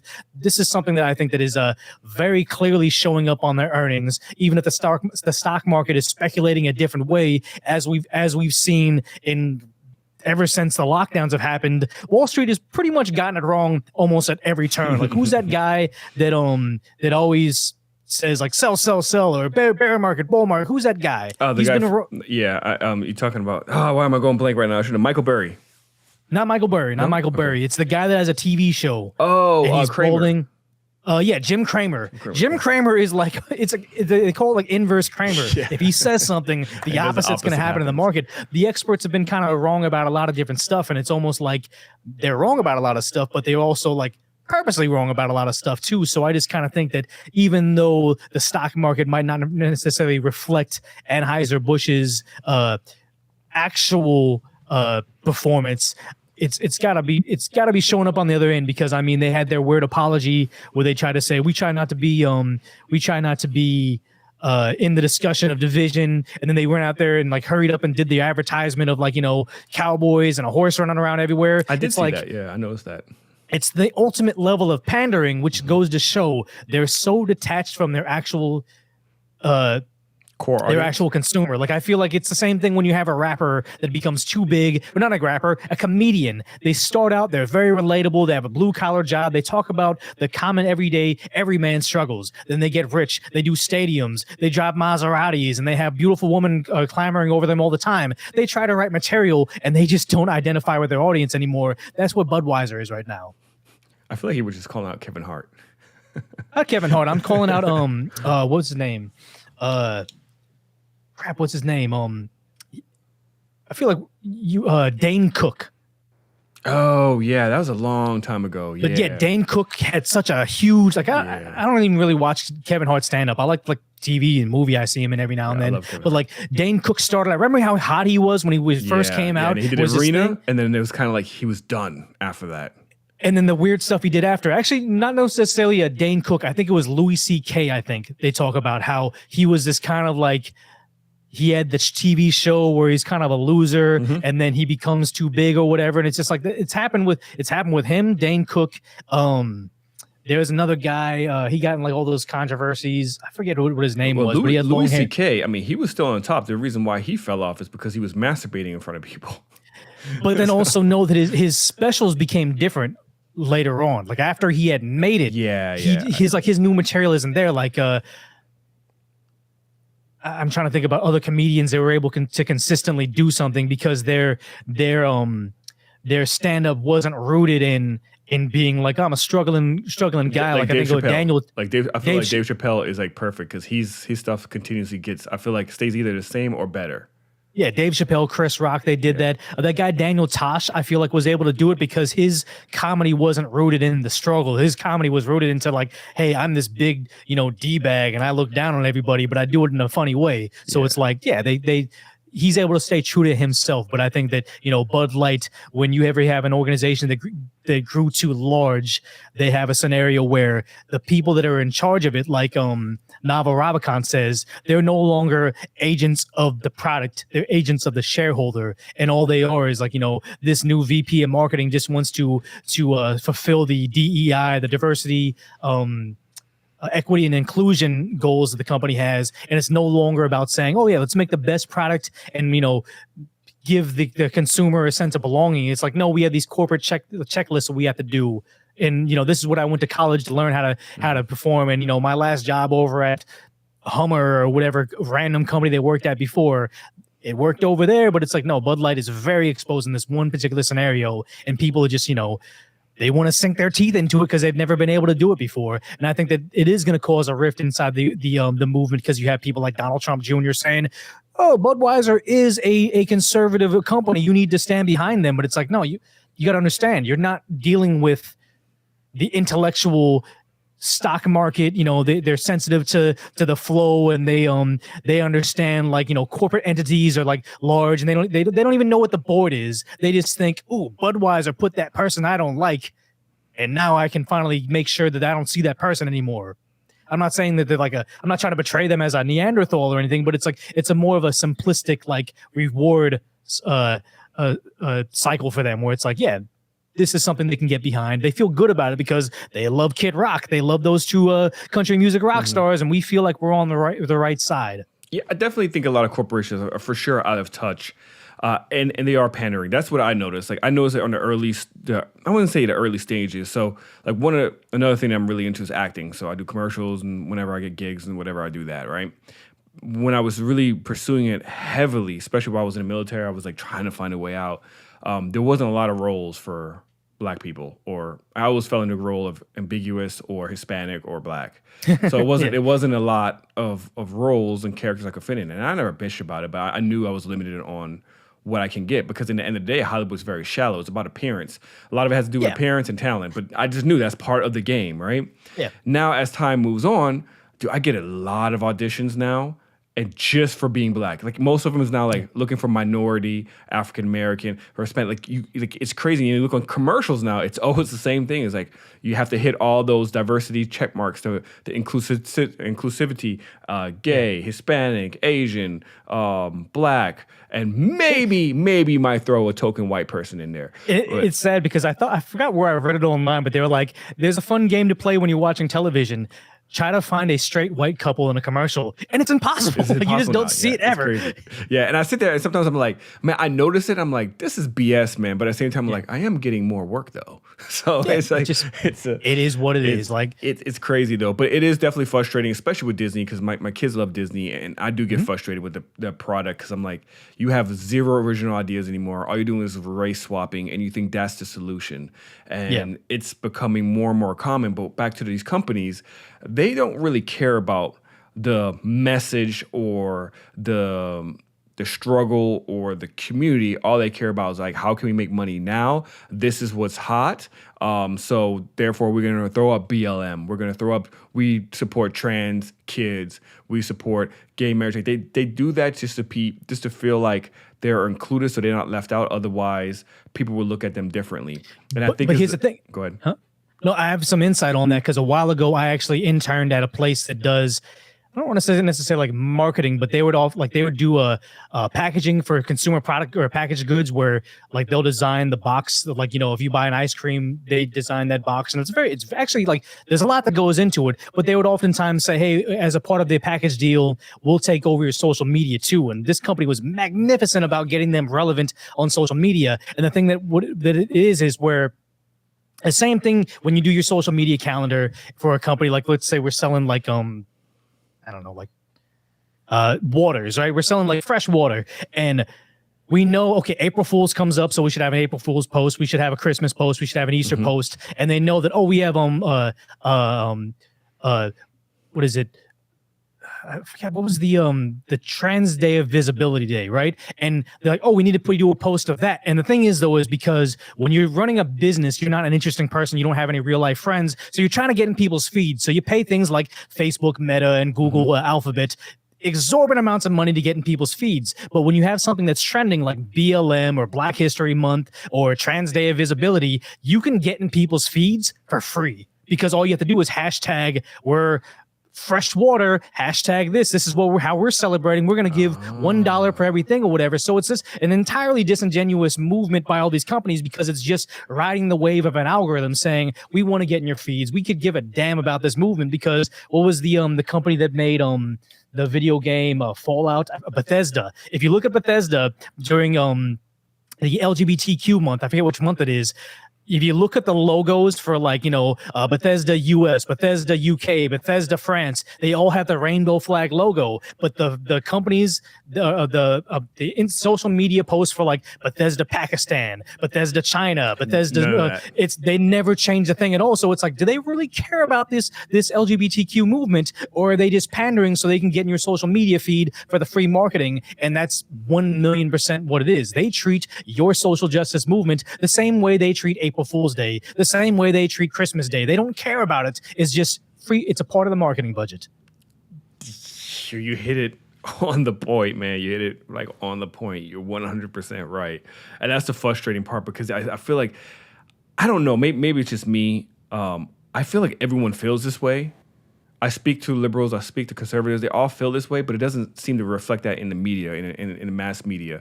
It seems to reflect more that world that you live in, which is Cali or New York, but it doesn't reflect the United States. And go ahead. Oh, it's just the coastal elites want you to think that that's how America is, and it 1,000,000% isn't. Yeah, I don't get it.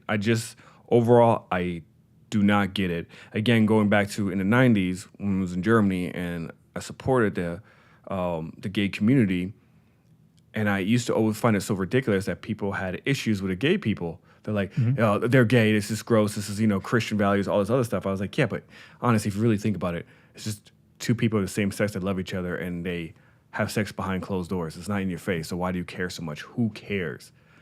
And I Yeah. still feel that way. Like, if you're trans, who cares? If you're gay, who cares? And at this point, I feel like we've come along so far that you're not being marginalized. Like, what rights? My biggest questions to the trans community is like, what rights do you not have? Yeah. That's my one question. What is it that you don't have? You're allowed to marry the same sex. You're allowed to openly walk around in dresses, whatever you or identify as whatever you want. What is it that you feel like you're being oppressed about? Is it because some people just don't agree with your truth? Is it that they don't want to refer to you as he, them, they, whatever weird little slogans you got nowadays? What is it that you feel like you're not getting? Because you have the same rights like everybody else. You can vote, you can go to a doctor, you can get health care if you need to. Is it that you want free health care? Like, you want someone to pay for your surgery? You want the government to pay for it? Like, what is it exactly that you're looking for? That's what I don't understand. I think that this is like two separate things happening at the same time with this one movement where one, it's not just this one group, it's this entire generation where they think that if you don't, like, everything that I agree with or everything I don't agree with needs to be outlawed, and everything I agree with needs to be subsidized by the government. And it's not exclusively like the transgender movement. It's everybody in that pocket of people that were told that they have a safe space or they deserve to be heard, or they, like, participation trophy. Like, it's the whole generation that says you were never wrong. If someone's not validating your every moment of existence, they're a bad person, they're a bigot. It's like, no, I don't have to like you. I just have to be able to say, live and let live. We can live parallel lives. But now it's become beyond that, saying, no, you need to accept every single facet of what I do, or else you're the bad person. And they've got accustomed to that because they were coddled in either, like, their fringe minority on social media, or in the very politically correct public school system that they are raised in. They've been programmed that that's what they should expect. And all of a sudden, when they get out of their liberal arts college and see the real world for what it is, where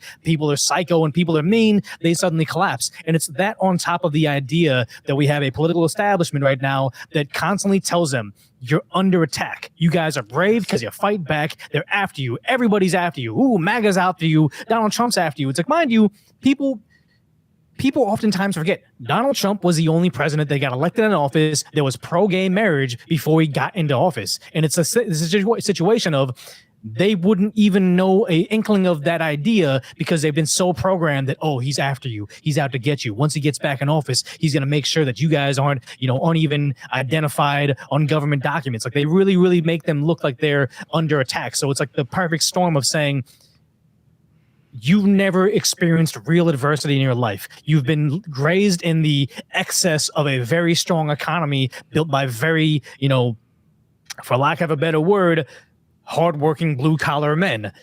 And then you combine that with saying, by the way, the people that gave you such prosperity that the worst issue you had was being called the wrong title, well, they're also out to get you, and they're going to end you if they can. So you better make sure you fight back. Like, it's both of that on top of each other, which is just, it's sad because, like you said, you were raised on saying you support the LGBTQ community because it's just live and let live. Like, they're just individuals living their lives to the best of their ability. Like, there's nothing wrong with that, but it's by design to try to say, let's celebrate the fringes, the most extreme portion of that movement, and make you see, wow, they're wild and wacky and doing crazy things and trying to, dance in front of kids in public school libraries. We need to villainize them the same way they take the most, like, you got to say somebody like George Floyd. For some reason, they wanted to make him into, like, he was going to be a future astronaut, or he was going to be the future doctor or lawyer. Like, he was someone we should all aspire to be more like. So when you see that and you say, let's celebrate somebody like Dylan, and it's a bad analogy, but it's like, if you say, let's celebrate somebody like Dylan and celebrate somebody like George Floyd, it becomes a scenario of saying,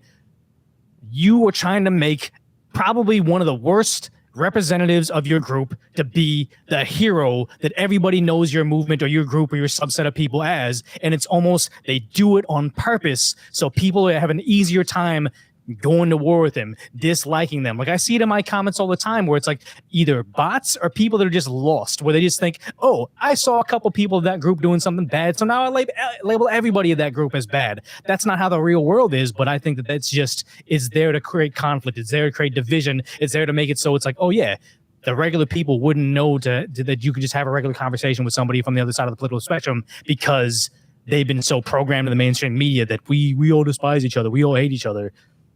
I'm going to do what the liberals do when they agree with you. Oh my god! I thought that was just like a jazzy cat thing or whatever, but I didn't know that they said that the clapping is too loud and it reminds them of gunfire, so they don't want to trigger anybody. Yes, And I'm like, yes, good. That's how coddled you guys are. yes. Dude, my even- son was in a debate. He had a debate. He does debate, right? And they had like a debate competition. And when they were calling out people's like what place they ranked at, every person that came up, I was confused because I was about to clap. I was clapping. Yeah. Everyone's like, I'm like, what's going on here? And it's like, because of the loud noise, you just do this. God. I'm like, oh my God, this country's gotten so soft. But I'm also the same parent that my middle son was in Little League baseball. And I was gone most of the time because of military duty, whatever. So the one time I was able to be there, they needed parents to volunteer to be at different bases to call, out or whatever. Yeah. So kid hits the ball, one's just walking to second base. He gets out. He's still walking to second base. And I'm like, you're out, you're out, you're out. And everyone's just looking at me. My wife's in the background. She's like shaking her head. I'm like, what? I was like, he's out. It's like, we don't do outs and we don't count points. I was like, is it T-ball or is it maybe beyond it was T-ball? T-ball. I'm sorry. He was young. He was like 5. So that's Okay. T-ball, right? Little League? Yeah, T-ball is when they can't hit the ball, they put it on the Yes, little yes. stick It so was- they can it was hit it. that So one. yeah, I kind of get that.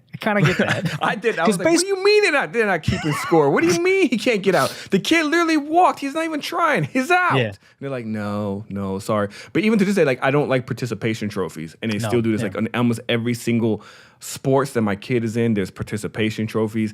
And I've always been adamantly against it because I feel like it builds character when you try to aspire to be number one. It's just like you work harder. And if you don't make it, it's okay that you didn't make it. The world is not over. You just try again next time because we're creating a society. Everything you just said. And that's why, honestly, I think there's so many mass shooters that are kids who just like, they grow up in this coddled world where their own truth, where everyone lives in their truth, and they have no struggles whatsoever because at the end of the day, in America, even the poorest of poor is better off than the majority of the rest of the world.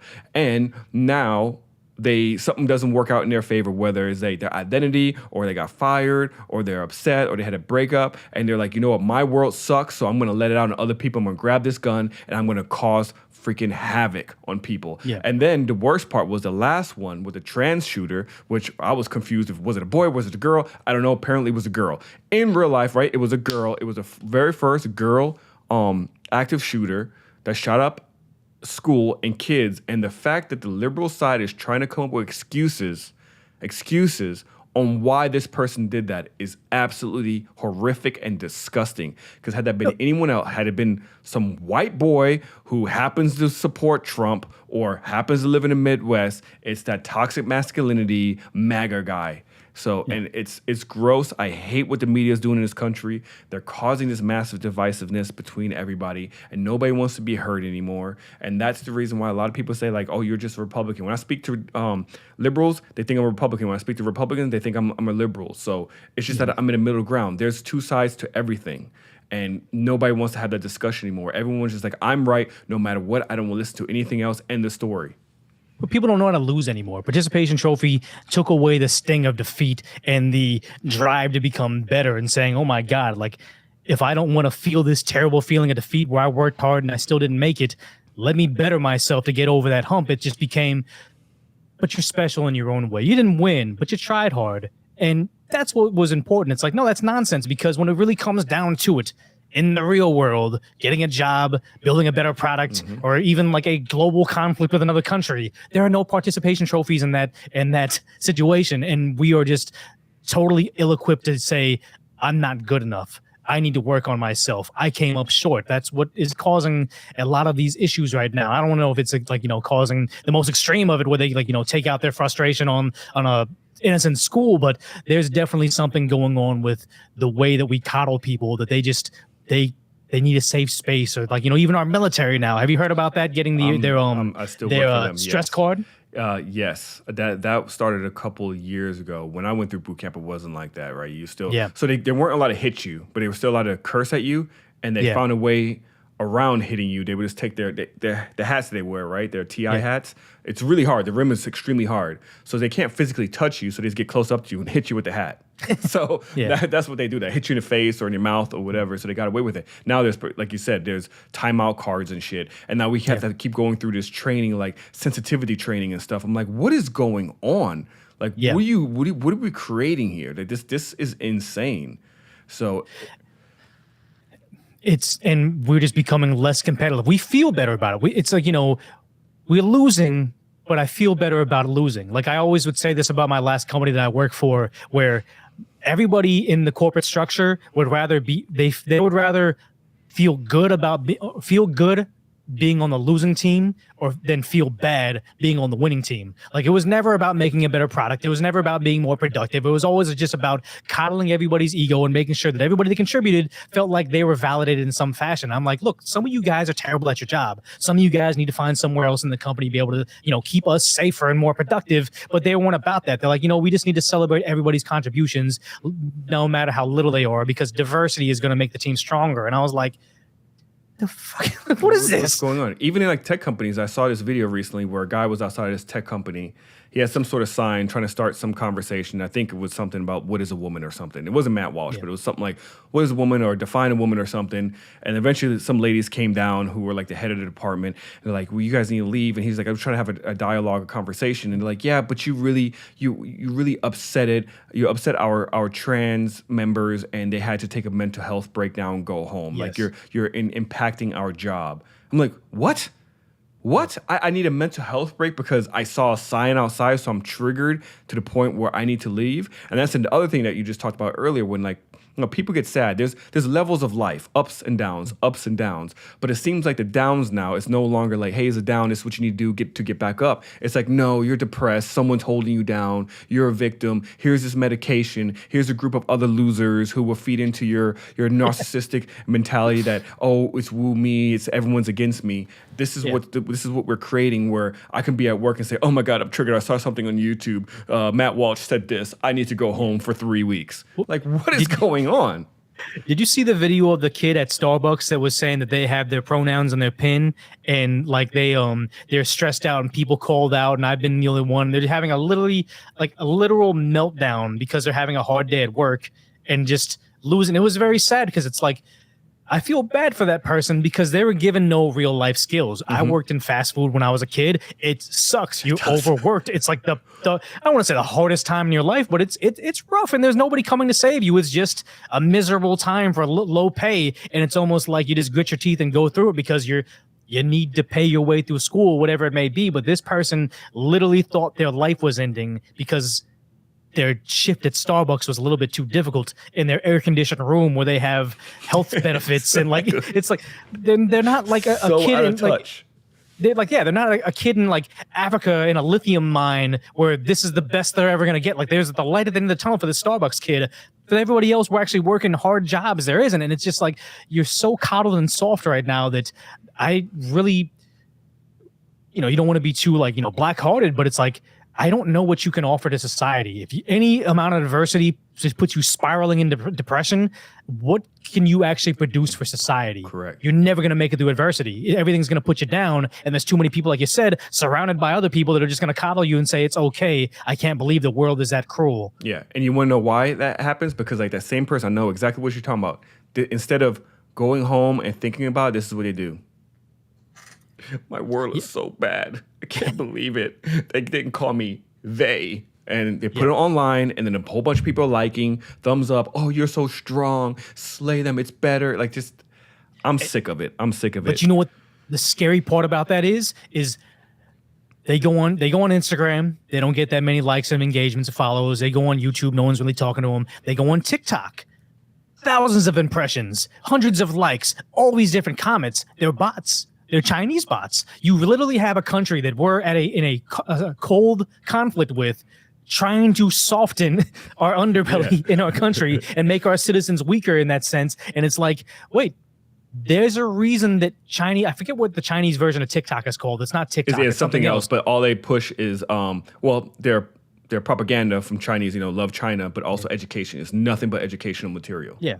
Oh, it's like, respecting your elders, working hard on a craft, masculinity. And they turn around and say everything that we think is going to weaken our country, we're going to exasperate in their country. And it's almost like, you guys realize that it's not because the TikTok algorithm is superior to Instagram, because do that thing where it's like, you make your account on TikTok from a non-paid account to a paid account, and watch how much your impressions fall off, because they're not going to pay you for bot views. They turn off your bot views. The only reason they had the bot views and they let it run so rampant is because they know that they get that dopamine hit from saying, oh my God, there's so many people that agree with me. All these people thumbs upping and saying Slay Queen on here, even though it's a bot. You're like, wow, I'm more famous on TikTok. I'm going to spend more time on TikTok, and gives them more money. So it's just almost like, this is the AI taking over, where they say, oh yeah, we know how to make them almost devour themselves, and they're too dumb to figure it out. And then you have celebrities on top of that, which you already know have this influence, and people who are fans of these individuals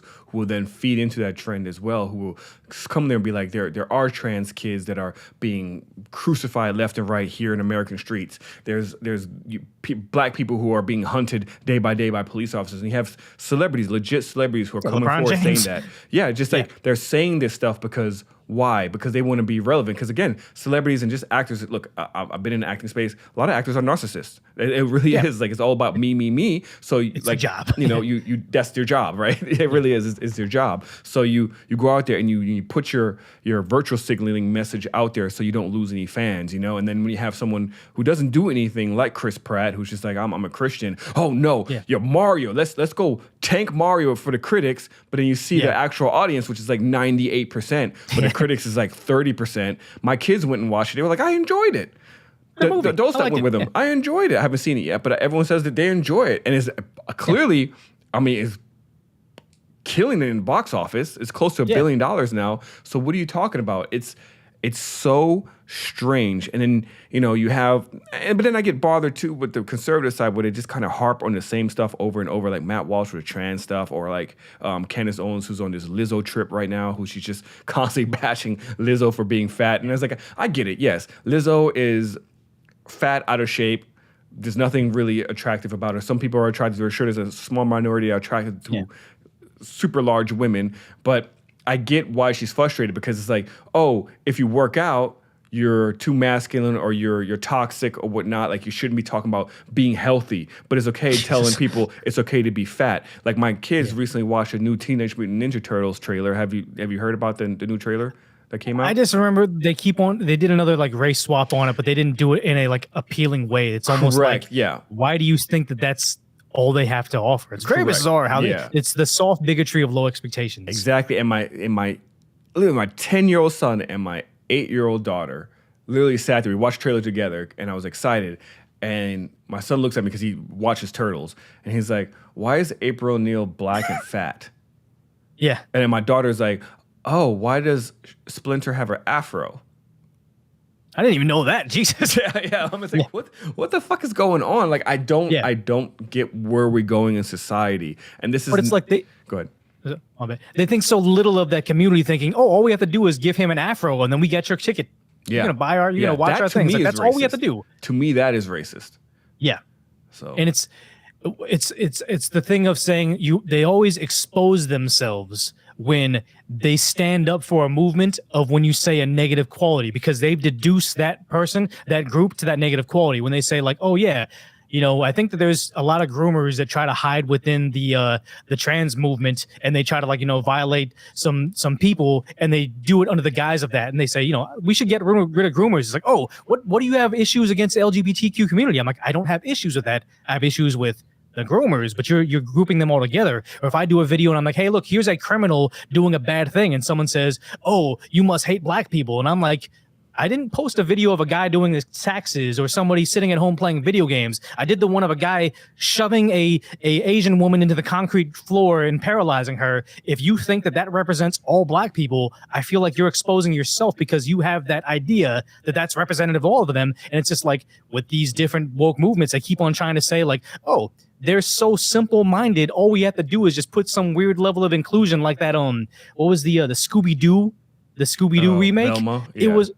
It was like portraying them all in negative lights, and just thought that, oh, as long as they feel represented on the television, they're gonna watch it. Like it's pandering, but in almost an offensive way. Yeah, but apparently it's worked because Velma got a season 2. Well, that's the thing is Netflix is losing money month over month, quarter over quarter. They're cutting all these employees. Their subscriber base is imploding, and they keep on doubling down on that because they're so detached. Like with what's the movie awards, the Grammys, the Oscars? I forget which one it is, but they did the award show and they snubbed Top Gun, and it's like Top Gun was the greatest movie in box office like for however long, and it's especially notable because that movie was made, I believe, during the pandemic, filmed before it, right? I thought it was before and during, I think.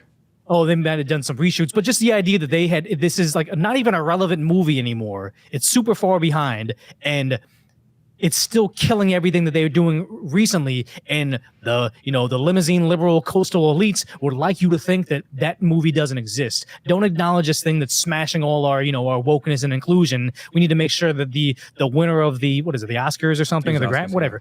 The winner of that was the most inclusive, had all the different check boxes of all the different races and sexualities in it. Like, they want you to think that's winning, but it's kind of hard for them to exist when they can't paint the narrative entirely themselves. That's why places like Rotten Tomatoes, they're struggling to try to control the narrative over there because it's blatant. It's very apparent that they're not winning. Yeah. I don't know, man. This country is going in really weird direction, man.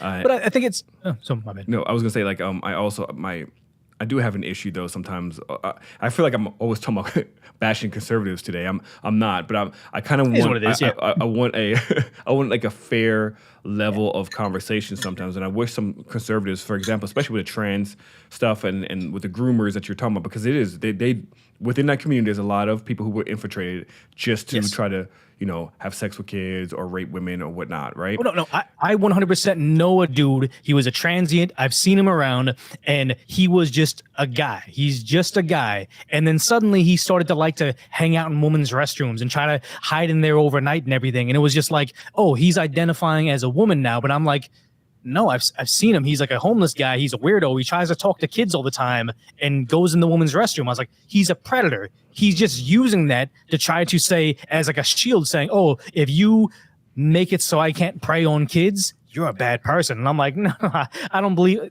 you're not getting that past me. I'm not so weak-willed where you can use like, the word bigot, like a Harry Potter spell, and say, oh, if I call you this thing, you got to stop because then you don't want to be called a mean word. It's like, no, I know what you're up to, but so many people are afraid to. They're going to tiptoe around it. Oh, I don't want to be called a bad person. I need to be understanding of his journey. And it's like, no, this guy's a terrible person and belongs in prison. But then they're trying to protect them because now that he's claimed that thing, that entire establishment online is going to protect him and try to provide him with kids. It's disgusting, but that's the way things are right now. It's terrible. Yeah, you're absolutely right. I just wish that they would have also the conversation, that same energy that they have with that LGBTQ community with other areas as well that they support. For example, the churches, right? Like we all know Roman Catholics, they have they're notorious for a lot of their child molestation charges, what they were doing. In the military, there's a lot of, I think they said 1 in 4 women get sexually assaulted, colleges, police departments. So a lot of stuff like that happens in a lot of places as well, as the conservatives support a lot, and they don't talk about it. So it does kind of sometimes make them look like hypocrites because like, oh, you're only focused on this, but you're ignoring all these other things that you support. And I wish that they would kind of talk about that as well, because again, it's not all, right? Not all trans people are molesters. Not all Christians are molesters or Roman Catholics are molesters. Not all military people are raping or sexually assaulting women, but these are the facts. It does happen in every single area. It's just that some places they kind of keep it quiet. And I think it's because like child pageants.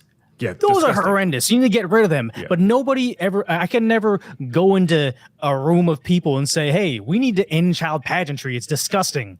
Nobody says, what, are you against the people that... No, nobody stands up, defends it. If you say child pageantry should be banned on Reddit, hyper woke left Reddit, they're going to agree with you. And the idea that no one's trying to force your kid to go to the child pageantry. It's just like, the crazy, bizarre moms that are into it. The idea that it's because this specific movement constantly gets shoved in their face. It gets plastered on their beer cans. It gets, they block down streets to, celebrate it and then say, oh yeah, your school is now going to have a curriculum that explains to your kids why these drag shows are okay and it's inclusive. You don't see the same thing with the military and their exorbitant amounts of assault that happens in their ranks, or the police departments, or in president.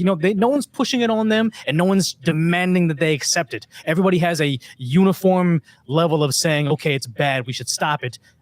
I think the reason that conservatives, or just like, outspoken conservatives like, Daily Wire, come down on it so heavily is because they're told to shut up so often. And that's what makes it kind of bizarre, because it's not just like pageant or kid beauty pageant goers that are supporting it. I mean, I'm sorry, with the kid beauty pageants, it's just those people that are in that little subset of humanity, that niche that support it, and nobody else really stands up for them because they all say, hey, yeah, we probably should eliminate this. This is weird. Now you have regular moms and people that watch The View trying to stand up and say, kid drag brunch. Why don't you like that, you bigot? It's so innocent. Look at this one example we can pull up that it's okay. That's why they go so heavily on it, because it's such a heavy resistance to it. I think that conservatives are not conservatives, because you have Republicans, your Mitch McConnells and your Mike Pences or whatever. I would say your average middle of the road conservative now would be more in line with what used to be a libertarian in the 1990s, where they're kind of like, leave me alone. And they say, leave me alone until you get in their territory and you encroach on their family. And that's what we're starting to see with the whole like Dylan situation, where I don't think they would have spoke up against it if they just kind of kept to themselves. But no, now they demand an audience of your kids. And that's when they change it up. That's when they get aggressive. That's a good explanation. Yeah, you did a really good job with that explanation. You're absolutely right. It took me too long to say it, though. No, but you communicate way better than I do. So your thought process works a lot better. So we're going to wrap it up here soon, here in a second. Yeah. What's your thoughts, though, just like moving forward? We're coming into the election season soon. Did you believe that whole red wave was going to happen in the midterms? I did. I did too. I thought the red wave was going to happen, but then I think that just like what happened in Orange County, California, where if you go to Orange County and you interact with people, especially during the lockdowns, and like, it's sad to say, but it's like if you are wearing a mask outdoors, I kind of know your political leaning. It's very bizarre the way that, the media split us up like that. But you look at Orange County, it's a very conservative area, and yet they overwhelmingly vote liberal. And it's because I think of legal ballot harvesting. I think that the conservatives thought that we have the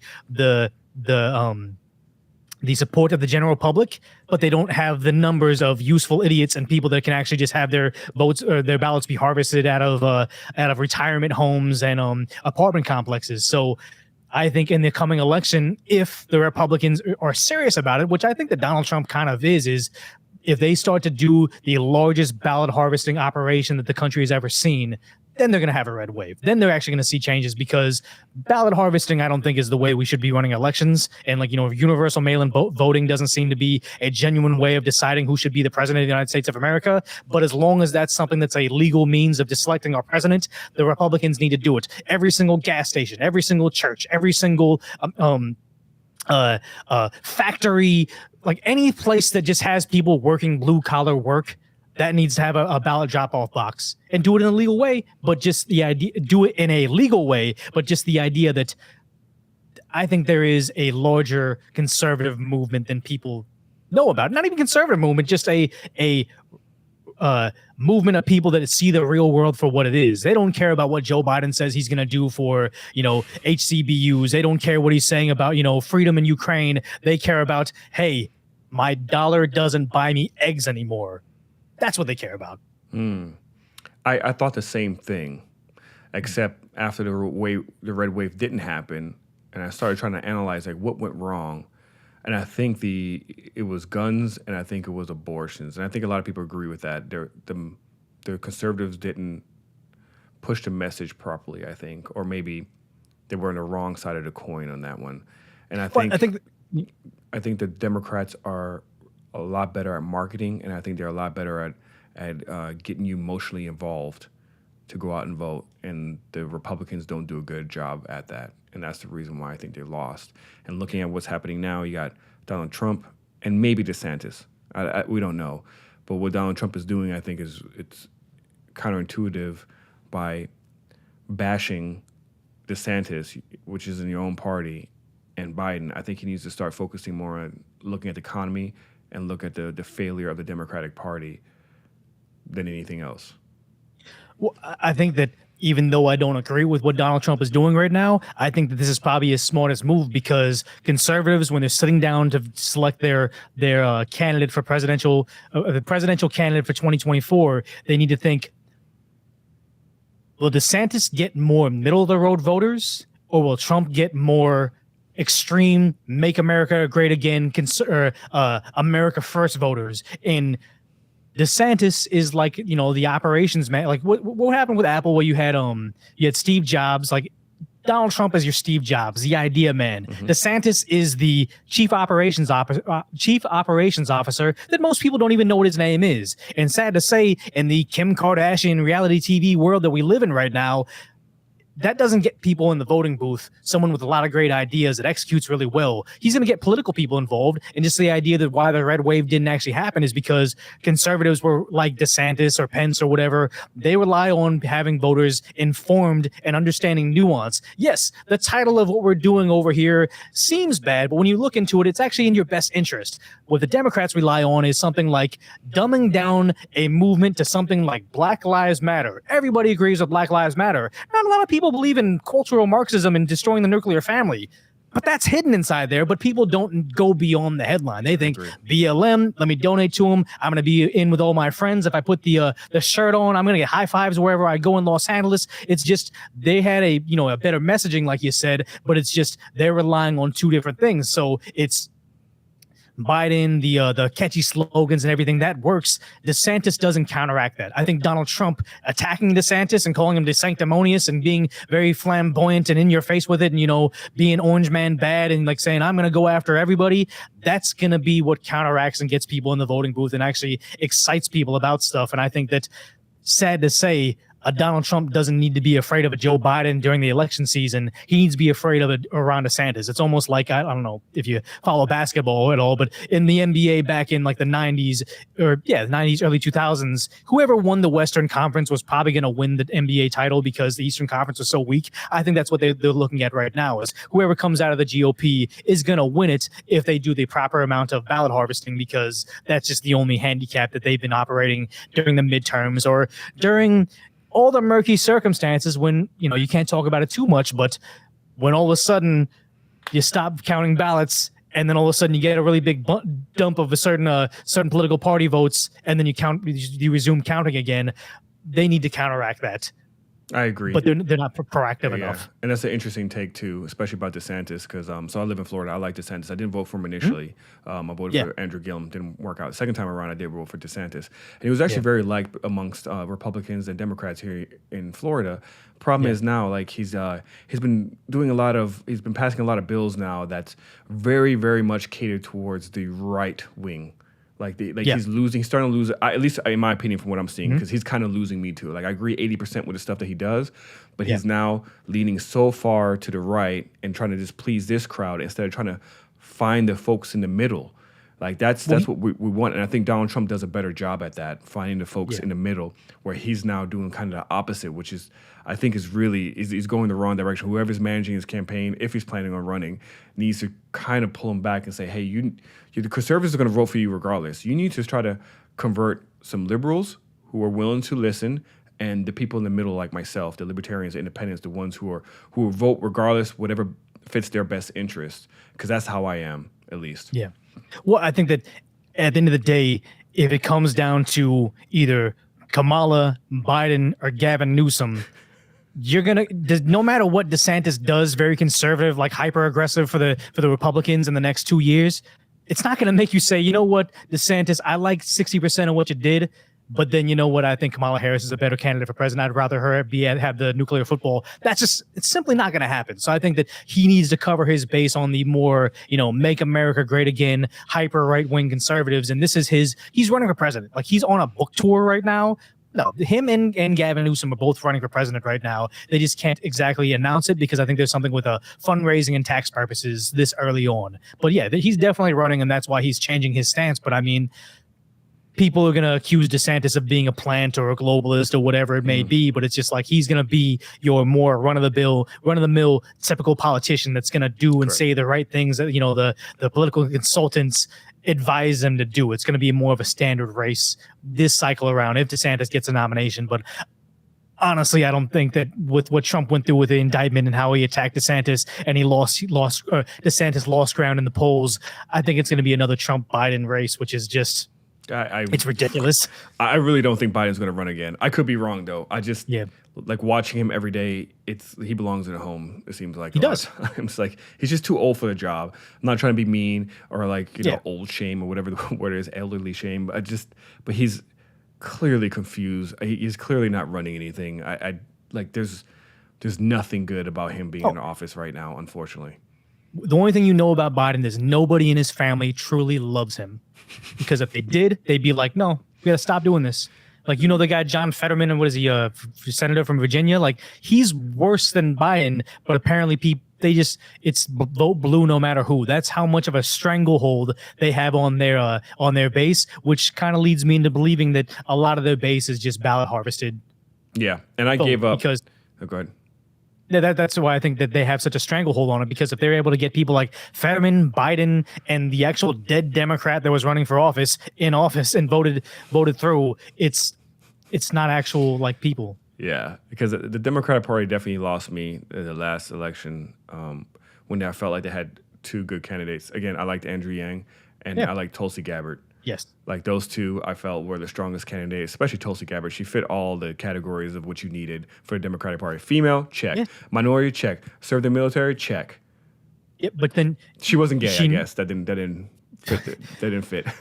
Well, I think that the Democrats really wanted Kamala Harris, and then you had Tulsi and nuke her from orbit. Yes, and then it was like, oh yeah, that's done now. But the idea that she wasn't.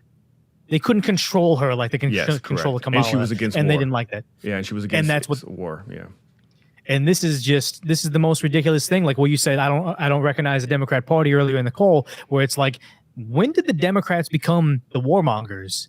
Because Donald Trump wasn't a warmonger, and he was like the biggest spooky conservative they have on the roster. And it's almost like, I've never seen anybody push war so hard and try to make you feel good about funding actual Nazis and civilians losing their lives as if this was some sort of good thing on our behalf. 100%. And before anybody comments in here, what he said about Trump is true. I worked under Bush, Obama, Trump, and Biden. Trump was the least warmongering politician or president that we were sitting. He was actually trying to decrease the amount of tension that we were having with all these other countries. That's the reason why he was meeting with Putin and Xi Jinping and the North Korean, I don't know what is it, Kim Jong-un. There's a reason why he was meeting with them. It's so crazy because it's like living in Los Angeles, they have Glendale, and there's a big Armenian population. And you would think that a lot of them would be more plugged into what's happening back home. But I always forget, I can't pronounce the name correctly. You probably know. It's Armenia. It's at war with Azerbaijan. I forget. Yeah, I'm not tracking that one. But it's the Trump administration when he was in office, and I think it was even during the election, they went over there and brokered a peace deal between the two of them. Now it looks like they're about to go into a hot war right now. And it's almost like, shouldn't you guys understand that Trump was actually a net positive for all your relatives back at home? But you're so programmed to hate him that it's just like, yeah, I'm willing to allow my relatives to get shelled day and night because Orange Man bad. Like, that's how ridiculous this has become, because there's so low information about things that they don't understand that, yes, there's nuance to it. But I mean, like you said, under Donald Trump, how many new wars did we get involved in? And that's a first presidency in how many decades? Yeah, it's ridiculous. Yep.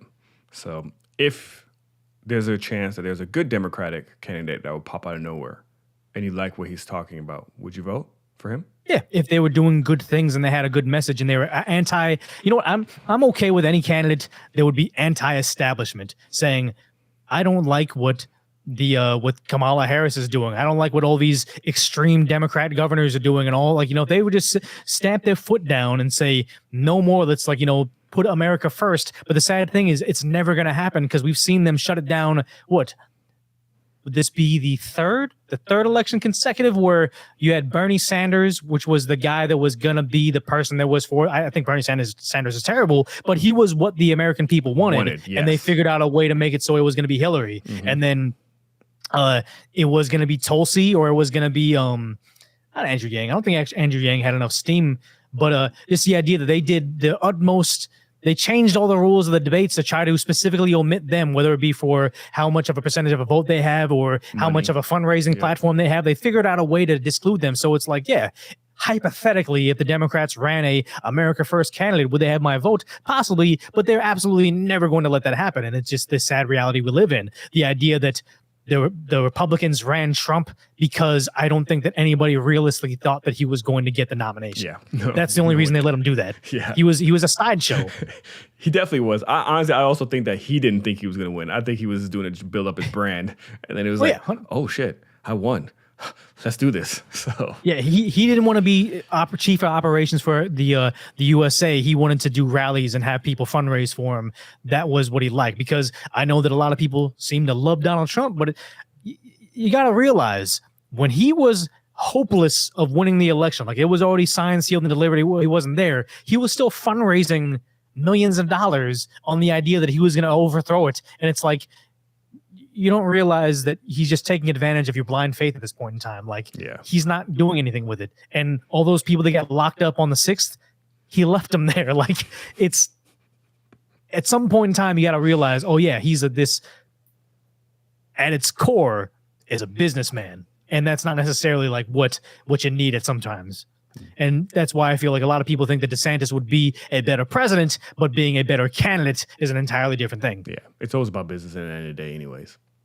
Yeah. So, but shoot. Listen, Decoy Voice, thank you for sitting down. We spoke for almost 2 hours, maybe 2.5 hours once I put all the videos together. Because we had technical difficulties. Zoom, get your shit together. They're never gonna sponsor this video. So anyways, tell people where they can find you.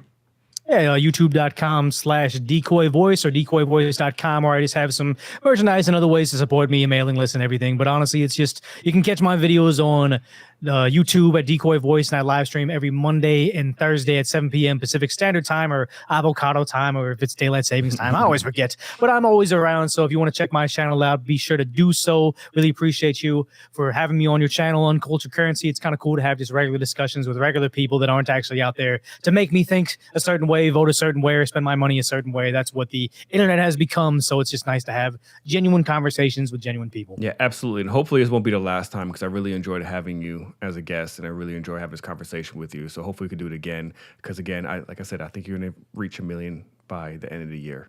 It's for sure going to happen. So should be cool. I kind of thought my goal was 500K by the end of the year, but if 1 million can be at the end of the year, that'd be great as well. Yeah, you're growing fast, man. You're growing fast. It could happen. So yeah. All right, everyone, check out Decoy Voice. Like I said, on YouTube, Decoy Voice. He drops videos. It's awesome. Check him out. I'm going to put the link in the description below. Please click on it, subscribe, support, and let me know what y'all thought about this interview. Did you enjoy it? Did you like some of the takes that we had? Just let us know. Until next time, my name is Mark. You guys were watching on Culture Currency. See you next time. Dude, appreciate it so much. Click stop recording right there. Yeah.